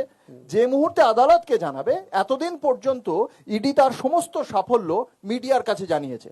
যে ইডি যদি জানতে পারে যে এই ভয়েসটা অঙ্কুর ভট্টাচার্যের সঙ্গে ম্যাচ করছে বা প্রকাশ মিশ্রর সঙ্গে ম্যাচ করছে, ইডি সেটা জানায় যে আমরা তদন্ত করে এটা আমাদের সাফল্য, আমরা বার করেছি শিক্ষক নিয়োগ দুর্নীতিটা এভাবে হতো, সেটা অঙ্কুর ভট্টাচার্য করতো বা প্রকাশ মিশ্র করতো। এখন অব্দি করেনি, তার মানে এখন অব্দি তদন্ত করে যাচ্ছে, এবং বিজেপিরও কোনো হেলদোল নেই যে এই তদন্তটা কেন এতদিন ধরে চলছে। ভাই সমস্ত রিপোর্ট তো এসে গিয়েছে, একবারও জানতে চেয়েছেন, জানতে চাননি, এবং আজ অব্দি ভারতীয় জনতা পার্টির একজন কাউকে রাজনৈতিক দল তার রাজনৈতিক কর্মসূচির মধ্যে সীমাবদ্ধ থাকে, রাজনৈতিক বিচার কর্মসূচি ব্যবস্থা নিয়ে এবং Exactly. ED CBI Exactly. প্রক্রিয়াতে হস্তক্ষেপ করাটা তার মানে কাজ নয়। প্রশাসনিক দলতন্ত্রের এটা তৃণমূল অভিযোগ, কংগ্রেসের প্রশাসনিক CCI কে দলতন্ত্রের হস্তক্ষেপ অভিযোগ, করা। প্রশাসনিক দলতন্ত্রের অভিযোগ আপনারাও তাহলে রাজ্যের বিরুদ্ধে করতে পারেন কিনা সেই প্রশ্নটা থাকবে। আসবো বামেদের কাছে। এই যে প্রসঙ্গটা আমরা দেখতে পাচ্ছি, প্রশাসনিক দুর্নীতি, ইডি সিবিআই, অন্যদিকে রাজ্যের সিআইডি, এক্ষেত্রে আপনাদের কি মনে হচ্ছে যে এক্ষেত্রে এটা কি সাধারণ মানুষকে আদৌ টাচ করে? কারণ 26,000 মানুষের সঙ্গে শুধু 26,000টা চাকরি নয়, তাদের পরিবার রয়েছে, এবং আমার পাশের বাড়ির একজন মানুষ যদি আমি দেখি যে এক্ষেত্রে ধরুন আপনাদের অনিল বাবুর বাড়ির কারোর একটা কিছু একটা হয়েছে, তখন কিন্তু আমারও খারাপ লাগবে, তাই না? প্রতিবেশীর হলে সেটা আমারও খারাপ লাগবে। ফলে 26,000-এর সঙ্গে যদি দেখি প্রায় প্রত্যক্ষ এবং পরোক্ষ ভাবে 2 থেকে 2.5 লক্ষ লোক জড়িয়ে রয়েছে। কারণ আপনার বাড়িতে একজন যদি পরিচারিকা আসেন, আপনার চাকরিটা না থাকলে আপনি কিন্তু পরিচারিকাকে ছাড়িয়ে দেবেন, তাই না? তাহলে এই 2-2.5 লক্ষ লোকের যে এই জায়গায় ভবিষ্যৎটা চলে গেল, তার জন্য কে দায়ী? দেখুন, পশ্চিমবাংলার সাধারণ মানুষের বড় দুর্ভাগ্য যে রাজ্য সরকার, সে আরজিকর হোক বা দুর্নীতি ইস্যু হোক, মন্ত্রীর খাটের তলায় হোক, তার বান্ধবীর খাটের তলায় হোক, যা দুর্নীতি বেরোচ্ছে, দুর্গন্ধ বেরোচ্ছে, রাজ্য সরকারের পুলিশ যখন কোনো তদন্ত করছে না, কারণ তাদেরই দলীয় নেতা মন্ত্রীরা হচ্ছে এই দুর্নীতির সাথে যুক্ত, তখন বামপন্থীর আইনজীবীরা হাইকোর্ট, সুপ্রিম কোর্ট থেকে অর্ডার করছেন যে কেন্দ্রীয় সংস্থা নিরপেক্ষ, যাদের সুনাম ছিল একসময় ইডি সিবিআই, তারা এমন জায়গায় নেমে গেছে যে 3 বছর 4 বছর কাকুর কণ্ঠস্বরের নমুনা পরীক্ষাটা কোর্টে জমা পড়ছে না। এবং আমি কারো কথা বলছি না, বিজেপির যিনি এমপি ছিলেন, আমাদের প্রাক্তন বিচারপতি মাননীয় অভিজিৎ বন্দ্যোপাধ্যায়, আপনারা জানেন যে সম্প্রতি তিনি একটা স্টেটমেন্ট দিয়েছেন। তিনি বলছেন যে আমি হতাশ, আমি তৃণমূলের এই দুর্নীতির বিরুদ্ধে আমি আস্থা রেখেছিলাম যে আমাদের এই কেন্দ্রীয় এজেন্সিগুলি যথাযথ ব্যবস্থা গ্রহণ করবে, কিন্তু কেন্দ্রীয় এজেন্সির যা ভূমিকা আমরা দেখছি যে দিল্লিতে একটা নিশ্চয়ই বোঝাপড়া আছে, যার জন্য হচ্ছে আমি হতাশ। আবার অনুরূপভাবে টিএমসির যিনি হচ্ছে এমপি ছিলেন, এই জহর সরকার, মাননীয় জহর সরকার, তিনিও ওই তৃণমূলের এমপির দলের এবং পদে তিনি ইস্তফা দিয়ে তিনি একই কথা বলছেন। যা অভিজিৎ গঙ্গোপাধ্যায় বলছেন তাই জহর সরকার বলছেন, যে পশ্চিমবাংলার ভবিষ্যৎ এখন বামপন্থা ছাড়া আর কিছু নেই, কারণ কেন্দ্র এবং রাজ্যের এজেন্সি এবং সরকার পশ্চিমবাংলার জনগণের বিরুদ্ধে কোনো তদন্ত করবে না, ওই দোষীদের বিরুদ্ধে, জনগণের বিরুদ্ধে তারা হচ্ছে যুদ্ধ বামপন্থা ছাড়া আর ঘোষণা কোনো করেছে। বিকল্প নেই। জহর সরকার তো বলছে বামপন্থা ছাড়া কোনো বলছেন। সরকার আপনার মনে হয়? বিকল্পের দরকার আপনার মনে নিশ্চয়ই, হয় আপনারা নিশ্চয়ই। বিকল্প? বামপন্থা রুটি রুজি কর্মসংস্থান মানুষের নেই, দেশেও নেই, আমার রাজ্যেও নেই। আজ বেকার ছেলেরা, সে তিনি বিজেপির পরিবারের সদস্য হতে কংগ্রেস পারে, কি মনে করে? তৃণমূলের কংগ্রেস কি সব মনে করে? পরিবারের শুনলাম, ছেলেরা, শুনলাম, শিক্ষিত বেকাররা শুনলাম। আজকে ভুলুন। অবশ্যই আপনার বক্তব্যের জবাব আমি তৃণমূল আর বিজেপি থেকে অবশ্যই শুনবো কংগ্রেসের বক্তব্য। দেখুন, যেখানে নিরপেক্ষতার প্রশ্ন, সেখানে যেমন আমরা রাজ্য প্রশাসন এবং তৃণমূলের অকাঠ্য দুর্নীতি আজ জনগণের প্রত্যেকে জানে, এটা আপনারাও জানেন, আপনারা আমাদের থেকে বেশি জানেন মিডিয়া, এবং বিজেপি সম্বন্ধে কয়েকটা কথা বললে এটা বোঝা যাবে। সবকটা কিন্তু স্বশাসিত সংস্থা, বিজেপির প্রতিনিধি বলছেন, আমরাও জানি। সুপ্রিম কোর্ট ভারতবর্ষে, স্বাধীনোত্তর ভারতবর্ষে প্রথম 4 জন মহামান্য বিচারপতি বেরিয়ে এসে সাংবাদিক Right. সম্মেলন করেছিলেন। রাইট। সুপ্রিম কোর্টে এই ধরনের ঘটনা অতীতে কোনোদিন হয়নি। তার মধ্যে একজন আবার চিফ জাস্টিস হলেন, তিনি আবার বিজেপির এমপিও হলেন। সিবিআই এর ঘরে রাতের 12টার সময় একজন ডাইরেক্টরকে পদচ্যুত করা হলো, গ্রেপ্তার করা হলো, আরেকটা ডাইরেক্টর স্থলাভিষিক্ত হলেন। ইডির ক্ষেত্রে অর্ডিন্যান্স করে এমন আইন প্রণয়ন করা হয়েছে, ইডি ধরলে ছাড়বে না। সেই ব্যক্তিরাই যখন বিজেপিতে চলে যাচ্ছে, অজিত পাওয়ার থেকে শুরু করে প্রত্যেকে, নাম করতে গেলে 1 ঘন্টা লাগবে আমার, এতগুলো বিজেপির নাম আছে, সব ওয়াশিং মেশিনে ধোয়া হয়ে গেছে। সিবিসি প্রত্যেকটা জায়গাতে কুক্ষিগত করে এই অভিযোগগুলোর কোনো উত্তর আছে বিজেপির কাছে? শুনি অভিযোগগুলোর উত্তর আছে? আপনার দলের মনু সিংভি পশ্চিমবাংলায় এসে আর দিল্লিতে দাঁড়িয়ে কার হয়ে ওকালতি করে স্যার? কার হয়ে ওকালতি দেখি, করে? উত্তরটা শুনে নি, উত্তরটা শুনে নি, এই উত্তরটা শুনে নি। চাকরি চোরেদের শুনে নি, ওকালতি করে, শুনি। মাফিয়াদের ওকালতি করে, বেশ। যারা পশ্চিমবঙ্গের জনগণের ক্ষতি করে। আগে আপনার দলের কাশীনাথ বাবু, নেতারা আপনার লক্ষ লক্ষ আপনার টাকার উত্তরটা শুনুন, বিনিময়ে আপনার উত্তরটা এই শুনুন। আপনি আপনার প্রশ্নটা দলের করেছেন তো, অত্যাচার প্রশ্নটা করেছেন তো, উত্তরটা শুনে ওকালতি নিন। করে। শুনুন, বলুন অনিল বাবু। মনু সিংভি একজন স্বনামধন্য আইনজীবী, সুপ্রিম কোর্টে খুব নাম করা, খুব ভালো, আমাদের দলের সাংসদ। কিন্তু তার একটা রোজগার আছে, যেমন আমার আছে ব্যবসা, ওনার কিছু আছে, উনারও কিছু আছে। মনু সিংভি একজন প্রফেশনাল লয়ার, তাকে ভাড়া করা হয়েছে, তিনি গেছেন। কি অন্যায়টা করেছেন আমরা আদানির মতন তো তুলে দিনি আপনাকে। গোটা দেশ বেশ, অবশ্যই আসবো, বাঁচাতে আসবো, গেছে। বিজেপির কাছে, তৃণমূল আসবো, কংগ্রেসের বিজেপি। নেতাদেরকে আমি বলছি। চোরকে চোরদের বাঁচাতে গেছে কংগ্রেস, বেশ। কারণ কংগ্রেস থেকে তো তৃণমূলের আমরা সৃষ্টি। বিকাশ দাকেও ওখানে বিকাশ দা মমতার ছেলেকে প্রফেশনাল, বাঁচাতে বিকাশ গেছে। দাকেও নিযুক্ত করেছে। এটাই, এজন্যই তো বাঁচাতে গেছে। আসছি। আমি আসবো কাশীনাথ বাবুর কাছে। কিন্তু কাশীনাথ বাবু, এই যে ধরুন অভিষেক মনু সিংভি আজকে তৃণমূল কংগ্রেসের তথাকথিত কোট আনকোট আপনার ভাষায় চোরেদের বাঁচাতে তিনি সুপ্রিম কোর্টে অ্যাপিয়ার করেছেন, কিন্তু এটাও তো ঘটনা, এই যাদের সম্পর্কে বিজেপির শীর্ষ নেতৃত্ব চাক্কি পিসিং বলেন, তাদেরকে তো এত বড় বড় উপমুখ্যমন্ত্রী, অর্থমন্ত্রীর পদ দেওয়া হয়। তার মানে কি আপনারাও এরকম দায়িত্বজ্ঞানহীন মন্তব্য করেন আর আপনাদের দলে গেলেই একেবারে ধোয়া তুলসী পাতা হয়ে যায়? ভারতবর্ষের সংবিধান হ্যাঁ, আমরা পরিবর্তন করতে চেয়েছিলাম, মনে পড়ে আপনার? আমাদের যে ভারতীয় জনতা পার্টির যে কর্মসূচি এটার আছে, সঙ্গে কি শুনুন, হলো? শুনুন, অজিত শুনুন। পাওয়ারকে কি বলেছিলেন? এর সৃষ্টিকর্তা অজিত কে? পাওয়ারকে কি বলেছিলেন? এই সংবিধানের সৃষ্টিকর্তা কে? সংবিধানের বিষয়টা বলিনি, সংবিধানের সৃষ্টিকর্তা- সংবিধানের বিষয়টা ওই বলিনি। সুযোগ নিয়েই তো কাজগুলো সম্পন্ন হচ্ছে। কোন কাজটা? ওই যে আপনি সংবিধানের যে কথা বলছেন, সৃষ্টিকর্তা আপনি কংগ্রেস, যে কথা বলছেন, আপনি আর আমার যে- কথাতে আসছেন না। বলুন, বলুন, বলুন। অজিত পাওয়ারকে আপনাদের দলের শীর্ষ নেতা কি বলেছিলেন? চাক্কি পিসিং বলেছিলেন তো, হ্যাঁ, চাক্কি যে উনি পিসিং। এত দুর্নীতি করেছেন যে ওকে সারা জীবন ওকে চাক্কি পিসিং করবেন। তাহলে সেই ভদ্রলোককে আপনারা নিলেন এবং তাকে না, না, উপমুখ্যমন্ত্রী না, করে দিলেন। রাজনৈতিক দল কে কোন রাজনৈতিক দলে অংশ নেবে হ্যাঁ, সেই ঠিকা হ্যাঁ।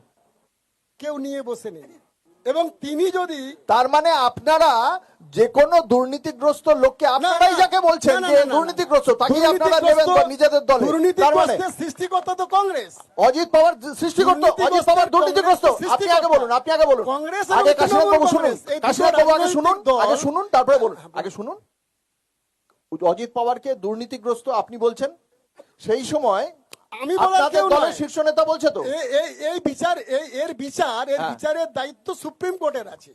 তাহলে এই বলছে বিচারের না কেন? দায়িত্ব বলছেন কেন? হাইকোর্টের বলছে আছে। কেন? বিজেপি তার নেতৃত্ব সম্পূর্ণ- বলছে কেন? বিজেপি নেতৃত্ব সেই- বলছে। সেই বিজেপি নেতৃত্ব ব্যবস্থাপনা- বলেছিল সেই কেন? ব্যবস্থাপনা বিজেপি নেতৃত্ব সম্পূর্ণ বলেছিল হতে কেন? দিন। বিজেপি নেতৃত্ব সেই বলেছিল কেন? ব্যবস্থাপনা- না জেনে বলেছিল, সেই না জেনে বলেছিল, না, না, না, না না। জেনে বলেছিল। সেই আপনি আমার কথার উত্তর দিন। যতক্ষণ পর্যন্ত না সুপ্রিম কোর্ট হাইকোর্টের তার ব্যবস্থা মানে বিজেপির কাছে উত্তর নেই। ততক্ষণ আপনারা দেখতে পর্যন্ত পাচ্ছেন যে অজিত পাওয়ারকে এই বিজেপির শীর্ষ নেতৃত্ব একসময় বলেছিল ইনি এতটাই দুর্নীতিগ্রস্ত যে তিনি জেলে গেলে সারা জীবন জেলের ঘানি টেনে যাবেন। শোলের ডায়লগের মতো চাক্কি পিসিং বলেছিলেন। আজকে উনি সে কথা বলছেন না। আজকে উনি বলছেন এটা সুপ্রিম কোর্ট বিচার করবে। কিন্তু সেই সময় তাদের বিজেপি নেতৃত্ব ঠিক করে দিয়েছিল এ দোষী, এ দুর্নীতিগ্রস্ত। কিন্তু যেই মুহূর্তে তিনি বিজেপিতে এলেন, তিনি একেবারে ধোয়া তুলসী পাতা হয়ে গেলেন। আমাদের রাজ্যে এইগুলো আমরা দেখে দেখে, বা আমাদের দেশে এগুলো দেখে দেখে অভ্যস্ত।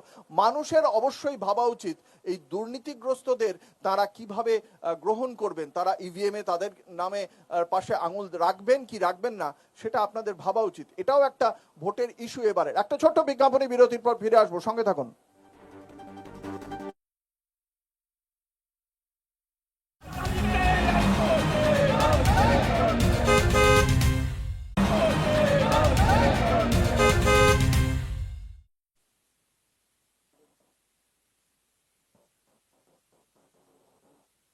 ফিরে এলাম বিরতির পর। আপনারা দেখছেন ভোটের ক্যারাভান, আপনাদের সঙ্গে রয়েছে আমি অঙ্কুর। আমরা আজকে রয়েছি পশ্চিম মেদিনীপুর জেলার ডেবরা বিধানসভা কেন্দ্রে। এই কেন্দ্রের তৃণমূল কংগ্রেসের প্রার্থী রাজীব বন্দ্যোপাধ্যায়, বিজেপির সুভাষিস সোম, বামফ্রন্টের সুমিত অধিকারী, কংগ্রেসের চিত্তরঞ্জন জানা। এই কেন্দ্রের পরিস্থিতি, এই কেন্দ্রের চাওয়া পাওয়া, সে সমস্ত নিয়ে সাধারণ মানুষের বক্তব্য আমরা শুনছি। একজন হাত তুলছেন, সৌম্য একজন হাত তুলছেন, তার কাছে আমরা তার বক্তব্য শুনতে চাইবো। সৌম্য, হ্যাঁ, আমাদের সঙ্গে রয়েছেন আমাদের প্রতিনিধি সৌম্যকান্তি ত্রিপাঠী। সৌম্য, বলুন আপনার প্রশ্নটা বলুন। সৌম্য, তোমার হাতে মাইকটা রাখো। আমি প্রশ্নটা এই করে আমরা বলতে চাইছি, বিগত দিন আমরা সোশ্যাল মিডিয়ার মাধ্যমে, সমস্ত টেলিভিশনের মাধ্যমে বিরোধী দলনেতা শুভেন্দু অধিকারীর মুখেও বারবার আমরা শুনেছি যে আমাদের মাইনরিটি এবং মুসলিম একটা ইয়ের ভোট আমাদের প্রয়োজন নেই। তবে কি তাহলে এই ডেবরায় ওনার প্রার্থী মুসলিম বাদে হিন্দুদের বাড়ি বাড়ি প্রচার করবে? এই প্রশ্নটা আমি করেছিলাম, উনি মুসলিমদের ওনার বাড়িতে মতো যাবেন? উত্তর দিয়েছেন। আপনারা কিভাবে ব্যাখ্যা করবেন জানি না। ভদ্রমহিলা হাত তুলেছেন, শুনি। শাসক দল বারবার বলছেন ওনারা প্রচুর উন্নয়ন করেছেন। আমি জানতে চাই বিগত 3টে টার্ম ওনারা এই রাজ্যে কটা কলকারখানা করেছেন, কতগুলো কর্মসংস্থানের ব্যবস্থা করেছেন? এই কলকারখানার বিষয়টা আসবো প্রকাশের কাছে। এই প্রসঙ্গটা বারংবারই পাচ্ছি, এখনো পর্যন্ত কর্মসংস্থানের বিষয়টি আসেনি আমাদের আলোচনায়। সংক্ষিপ্ত সময় যদি কর্মসংস্থানের বিষয়টা কিছু বলেন, যে কতগুলো কলকারখানা, একদম সরাসরি প্রশ্ন ভদ্রমহিলার। সারা রাজ্য জুড়ে একাধিক কলকারখানা হয়েছে, যার নিদর্শন আমাদের পশ্চিম মেদিনীপুরের জেলায় জিন্দাল প্রকল্প অলরেডি কাজ শুরু হয়ে গেছে, উদ্বোধন করে দিয়ে গেছেন মমতা বন্দ্যোপাধ্যায়। এছাড়াও আমরা দেখেছি আদিত্য বিড়লা প্ল্যান্ট থেকে শুরু করে একাধিক নতুন নতুন শিল্প আমাদের খড়গপুর ইন্ডাস্ট্রিয়াল পার্কে হচ্ছে। এছাড়াও আমাদের ডেবরার বুকে আমরা লালবাবা রাইস মিল এখানে তৈরি হয়েছে, অনেক ছেলের কর্মসংস্থান হয়েছে, ডেবরাতেও হয়েছে, এবং আমাদের সারা জেলা জুড়ে এবং রাজ্য জুড়ে একাধিক কলকারখানা। একটা কথা প্রকাশকে জানিয়ে রাখি, আমাদের রাজ্যে এই মুহূর্তে রাজ্য সরকারের ঘোষিত সংখ্যা সেটা হচ্ছে 22 লক্ষ। কিসের জানেন? পরিযায়ী শ্রমিকের।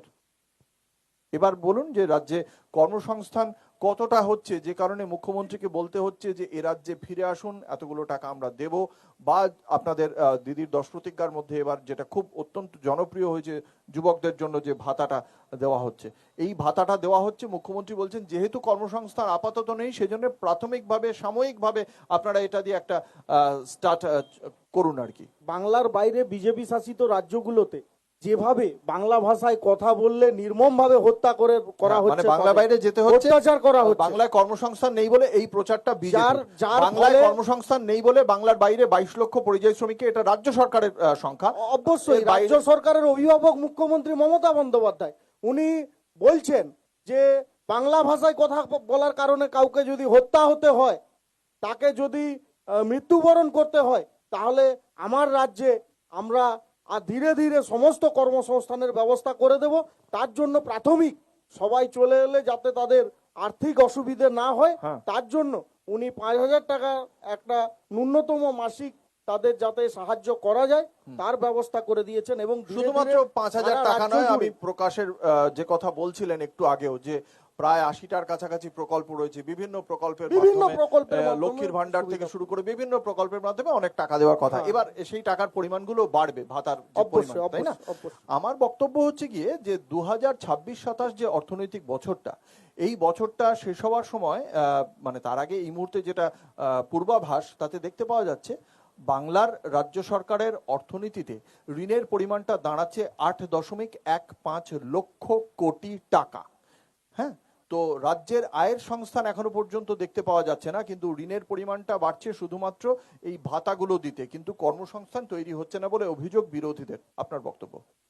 কর্মসংস্থান যথেষ্ট আমাদের পশ্চিমবঙ্গ সরকার করেছে বিগত বছরগুলো। তাহলে এই ঋণের পরিমাণটা বাড়ছে, শিক্ষক নিয়োগের পরিমাণটা ক্ষেত্রে বাড়ছে, ঠিক আছে। শিক্ষক নিয়োগের ক্ষেত্রে আমি বলি বিরোধী দলগুলি তারা নিজেরা যোগসাজশ করে তারা ওত পেতে বসে আছে হাইকোর্টে, টুক করে একটা কেস করে প্যানেলটাকে আটকে দেওয়ার জন্য। প্রকাশের কথা অত্যন্ত গুরুত্বপূর্ণ। বিরোধীরা বসে রয়েছে আদালতে গিয়ে টুক করে একটা কেস করে এই যারা চাকরি পেত তাদের চাকরিটা বন্ধ করে দেওয়া হচ্ছে। আমি ঠিক বললাম তো? এটাই বললেন তো? অবশ্যই অবশ্যই আমি ঠিক এটাই বলতে চাইছি যে প্রকাশ যে কথা বলছেন, আদালতও কিন্তু ঠিক এতটাই বোকা যে বিরোধীরা বোঝাচ্ছে আর আদালতও বুঝে গিয়ে এদের চাকরিটা খেয়ে দিচ্ছে। না, বিলম্ব বলেন, আমি তো বিলম্ব হচ্ছে, হ্যাঁ, প্যানেল ক্যান্সেল হচ্ছে না, বিলম্ব হচ্ছে। 26,000-এর চাকরিটা কি বাতিল হয়েছে না বিলম্ব হয়েছে? কি হয়েছে? না, ওটা এখনো তদন্ত। তার মানে 26,000-এর চাকরিটা আদালতকে বোকা বানিয়েছিল বিরোধীরা, আপনি বলতে চাইছেন? না, তদন্ত চলছে, যদি তদন্ত কিছু কোথায় হলো? অনিয়ম হয়ে থাকে ওটা তো বাতিল করে দিয়েছে। মানে ওটা কি বিরোধীরা বোকা বানিয়েছিল আদালতকে? আপনি বললেন একটু আগে যে আদালতকে বলছে আর আদালত এই করে দিচ্ছে। মানে আদালতকে বোকা বানাচ্ছে? আদালতের সিদ্ধান্ত আমরা মেনে নিয়েছি। মানে আমি বুঝতে পারলাম না কোনটা বললেন। বেশ, আমি কিছু ঠিক অনিয়ম আছে, হয়ে বাকিরা থাকে- নিশ্চয়ই এই বিষয়ে অভিমত প্রকাশ করবেন। আমি যাব আবার। আমি দর্শকদের পক্ষ থেকে বেশ কয়েকটা হাত সৌম্যকান্তি একদম পেছনে একজন হাত তুলেছেন, ফুল স্লিভ শার্ট। বলুন আপনার কি প্রশ্ন? একটা স্বাস্থ্য প্রসঙ্গ এসেছিল, আমি ওটা বলতে চাই যে 77 সালের পরে আমি প্রশ্ন জানতে চাই, আপনার প্রশ্ন। বিবৃতি আমি শুনবো না প্লিজ। বামফ্রন্ট আমলে স্বাস্থ্য খুবই হতাশাজনক ছিল, 50 টাকা দিয়ে বেড ছিল। এখানে পেটের ভাতের অন্ন সংস্থান ছিল না। আপনি এখানে কি ছিল না? না, আপনার প্রশ্ন আছে কোনো? আমি কয়েক হাজার প্রশ্ন একর আছে? জমি সৌম্য চলে এসো, গরিব সৌম্য মানুষের চলে এসো, মধ্যে এত করা সময় হয়েছে। দেওয়া যাবে না। কয়েক সামনে হাজার একজন জমি ভদ্রলোক পেটে হাত ভাত। তুলেছেন, সৌম্য চলে এসো, সৌম্য চলে এসো। ভদ্রলোক হাত তুলেছেন, বলুন আপনার কি প্রশ্ন? বারবার সংবাদ মাধ্যমের ওনাদের যে বিরোধী দলনেতা উনি বারবার বলছেন যে আমরা ক্ষমতায় এলে লক্ষ্মীর ভান্ডার আমরা 3,000 টাকা করে দেব। আমার প্রশ্ন এই জায়গায়, ওনারা তো সেন্ট্রালি ক্ষমতায় রয়েছেন, ওনা পারলে তো এখন সমস্ত সবাইকে দেবেন, কিন্তু আমরা যেটা দেখছি এই প্রবলন দিয়ে দিল্লিতে। প্রশ্নটা কোথায়? প্রশ্নটা হচ্ছে এই জায়গায়, দিল্লিতেও এই বলে ক্ষমতায় এসেছিল, বেশ, কিন্তু শুনলাম। আজ এদিকে। পর্যন্ত লাগু করা হয়নি কেন? বেশ, এদিকে আসুন, এদিকে আসুন। সঞ্চালক মহাশয় একটা প্রশ্ন করেছিলেন যে বিরোধী দলনেতা বলেছেন যে মুসলিমদের ভোট দরকার নেই, হ্যাঁ হ্যাঁ, এটা প্রথম লাইন। দ্বিতীয় লাইনটা আপনি এড়িয়ে গেছেন। তারপরে বলেছিলেন উনি যে আমরা চাইলেও মুসলিমদের ভোট পাই না। আমি ভারতীয় জনতা পার্টির পক্ষ থেকে বলতে চাই, আমরা সব দিনই রাষ্ট্রবাদী মুসলিমদের পক্ষে, আপনার কিন্তু এক মিনিট বাংলাদেশী মুসলিমদের বিপক্ষে। আপনার মনে হচ্ছে তার মানে কাশীনাথ বসু বলতে পারছেন না, তাহলে আপনি এখানে আরেকটা- কথা আপনার কোনো সরে আসার কোনো প্রশ্ন নেই আপনার কাছে। I don't want any statement from you. বসুন, প্রশ্ন থাকলে প্রশ্ন করবেন, আদারওয়াইজ কিছু স্টেটমেন্ট শুনতে চাইনি।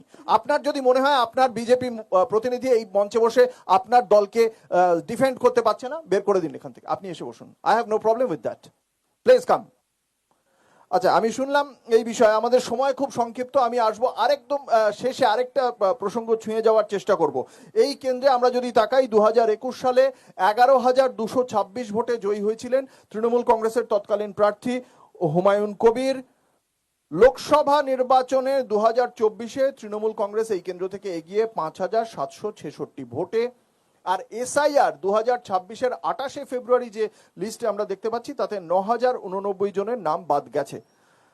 এই নাম বাদ যাওয়া এবং এই দুটো ফিগার দেখে এখনো পর্যন্ত এই ভোটে বিজেপি এবং তৃণমূল কে কতটা উদ্বিগ্ন বা কে কতটা আশাবাদী জানবো। প্রথমে বিজেপি, এসআইআর কতটা প্রভাব ফেলতে পারে এই নির্বাচনে, সংক্ষেপে বলুন, আমাদের সময় একেবারে খুব কম।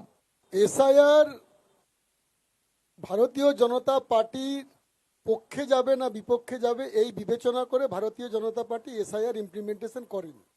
না, এটা বিজেপি বলেছে, সম্পূর্ণভাবে- কাশীনাথ বাবু, আমার প্রশ্নটা হচ্ছে, বিজেপি মনে করে যে এসআইআর এর মাধ্যমে ভুয়ো ভোটার বাতিল হচ্ছে, মনে করেন তো? তাহলে এই 9,089 জনের নাম বাদ যাওয়ার পরে আপনাদের জেতার আশা কি আরো উজ্জ্বল হলো বলে আপনারা মনে করেন? না না না, এসআইআর এর জন্য ভারতীয় জনতা পার্টি জিতবে এই বিষয়টা, আচ্ছা, এই এরকম ন্যারেটিভ তৈরির এমনি বিষয় না। আপনারা তৈরি- তৃণমূল কংগ্রেসের ব্যর্থতা, অপদার্থতা এবং অ্যান্টি ইনকমবেন্সি ভোট, দেবরার মানুষের জন্য তৃণমূল কংগ্রেসের দেওয়া প্রতিশ্রুতি পালনে ব্যর্থ, এই ব্যর্থতাই তৃণমূল কংগ্রেসকে পরাজিত করে। তৃণমূল কংগ্রেস এই 9,089 ভোট বাদ গেছে, সেটা কতটা আপনাদের জন্য চিন্তার? কারণ আপনারা বলছেন এটা বিজেপি ইচ্ছা করে করাচ্ছে। সারা রাজ্য জুড়ে প্রায় 1.5 লক্ষ মানুষকে এসআইআর এর হেয়ারিং এ দাঁড়িয়ে হেনস্থা এবং প্রায় 73 জনের এসআইআর হেয়ারিং এর লাইনে দাঁড়িয়ে মৃত্যুবরণ। বাংলার মানুষ কিন্তু এই এসআইআর এর ফল বিজেপিকে আগামী দিনে বুঝিয়ে দেবে। বেশ। আর ডেবরার বুকে হ্যাঁ। এসআইআর এর যে 9,000 যেটা আপনি পরিসংখ্যান বললেন, 9,000 সামথিং, 9,089 অত নাম বাদ যায়নি। আন্ডার হ্যাঁ, মানে ওটা তো 28 ফেব্রুয়ারির লিস্টটা কিন্তু বললাম ধীরে আমি। ধীরে ধীরে লিস্টে আস্তে আস্তে দেখা যাবে ভোট চলে আসছে, কেউ হতেই নাগরিকত্ব পারে, পাচ্ছে, হ্যাঁ, কেউ পাচ্ছে না। হ্যাঁ, কেউ ভোটার এটা- স্বীকৃতি পাচ্ছে না। এটা ইলেকশন কমিশনের নির্বুদ্ধিতা এবং দুর্বলতা এবং তাদের নাবালকতা পরিচয় দেয়। মানে তার মানে আপনারা জেতার বিষয়ে যথেষ্ট আত্মবিশ্বাসী। অবশ্যই ডেবরাই তৃণমূল কংগ্রেস 25 থেকে 30,000 ভোটে জিতবে। ডেবরাই বিজেপি সিপিএম এর সঙ্গে আমাদের লড়াই নেই। BJP CPM Congress second third ফোর্থের জন্য লড়াই করুক, তৃণমূল কংগ্রেসের সঙ্গে ডেবরাই অন্য কোনো দল মানে লোকসভায় যে ব্যবধানটা ছিল 5,766, সেটাকে প্রায় 5 গুণে নিয়ে যাবে তৃণমূল কংগ্রেস, এতটাই অবশ্যই। আত্মবিশ্বাসী। আসবো কংগ্রেসের কাছে, কি মনে করেন এসআইআর কতটা প্রভাব ফেলতে পারে? দেখুন, নির্বাচন কমিশন এসআইআর নিয়ে এইটা ক্লিয়ার বলা যায়, এতে কোনো দ্বন্দ্ব নেই। বর্তমান নির্বাচন কমিশন বিজেপির হয়ে ব্যাটিং করছে গোটা অল ইন্ডিয়াতে, এটা প্রমাণ হয়ে গেছে। 24-এর নির্বাচনে ওইটা ফিগারটা আপনার স্মরণ করিয়ে দিই, তাহলেই আপনি বুঝতে পেরে যাবেন ভোটের কতদিন পরে পার্সেন্টেজ বেড়েছিল। হ্যাঁ, 3 দিন পরে কত পার্সেন্টেজ বেড়েছিল। এই ধরনের নির্বাচন কমিশন অতীতে দেখা, আমরা টিএম সেশন দেখেছি, অসুবিধা নেই। তো আমরা এটা অভ্যস্ত নেই, ব্যাটিং করছে করুক, অসুবিধা নেই। আমাদের মানুষের কাছে একটাই বলার, যে তৃণমূল রাজ্য প্রশাসনে ব্যর্থ, আর তার জন্য বিজেপি যে উদ্গ্রীব হয়ে বসে আছে তাকে মানুষ ভোট দেবে। অন্যান্য তৃণমূলকে মানুষ কেন খারিজ করবে বলে কংগ্রেস মনে করে? না, ও চূড়ান্ত দুর্নীতিগ্রস্ত। দুর্নীতিটাই 1 নম্বর। আমি বলে দিই, আপনি যদি এই রিসেন্ট দুটো শীর্ষস্থানীয়, আমাদের সময় খুব কম। 1 মিনিটে শেষ করি, শীর্ষস্থানীয় বক্তাদের বক্তব্য শোনেন তৃণমূল আর কংগ্রেসের, এই তৃণমূল আর বিজেপির, তাহলে এ তাকে চোর বলছে, সে তাকে চোর বলছে, একদম শীর্ষস্তরে। আর জনগণ বলছে দুটাই চোর, এই জন্য কংগ্রেসকে দাও।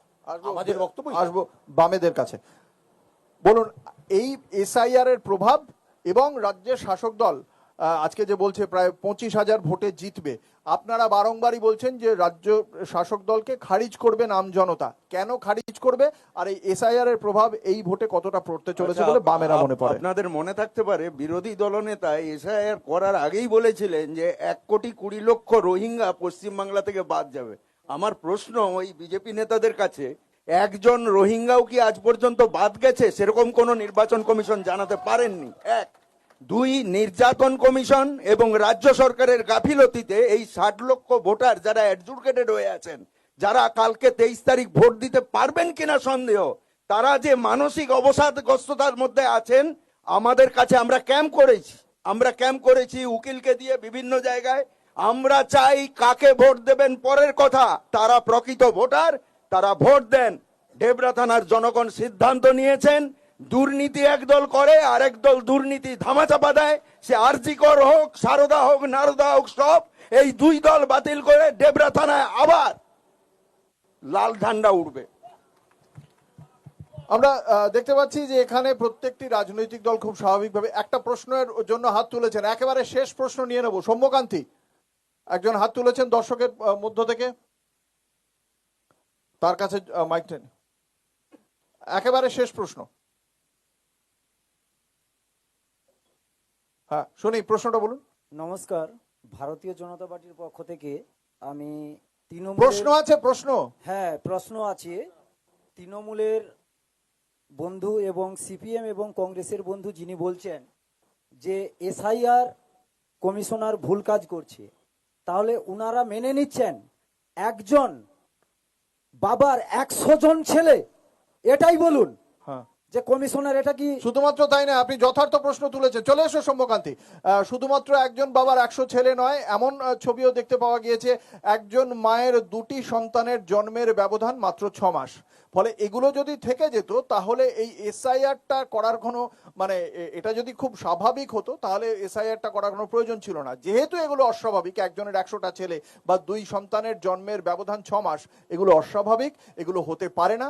সেই জন্য এসআইআর এর যে প্রয়োজন ছিল সেটা নিয়ে কোনো সন্দেহ নেই। আমরা শুনলাম আজকে ডেবরার মানুষের প্রশ্ন শুনলাম।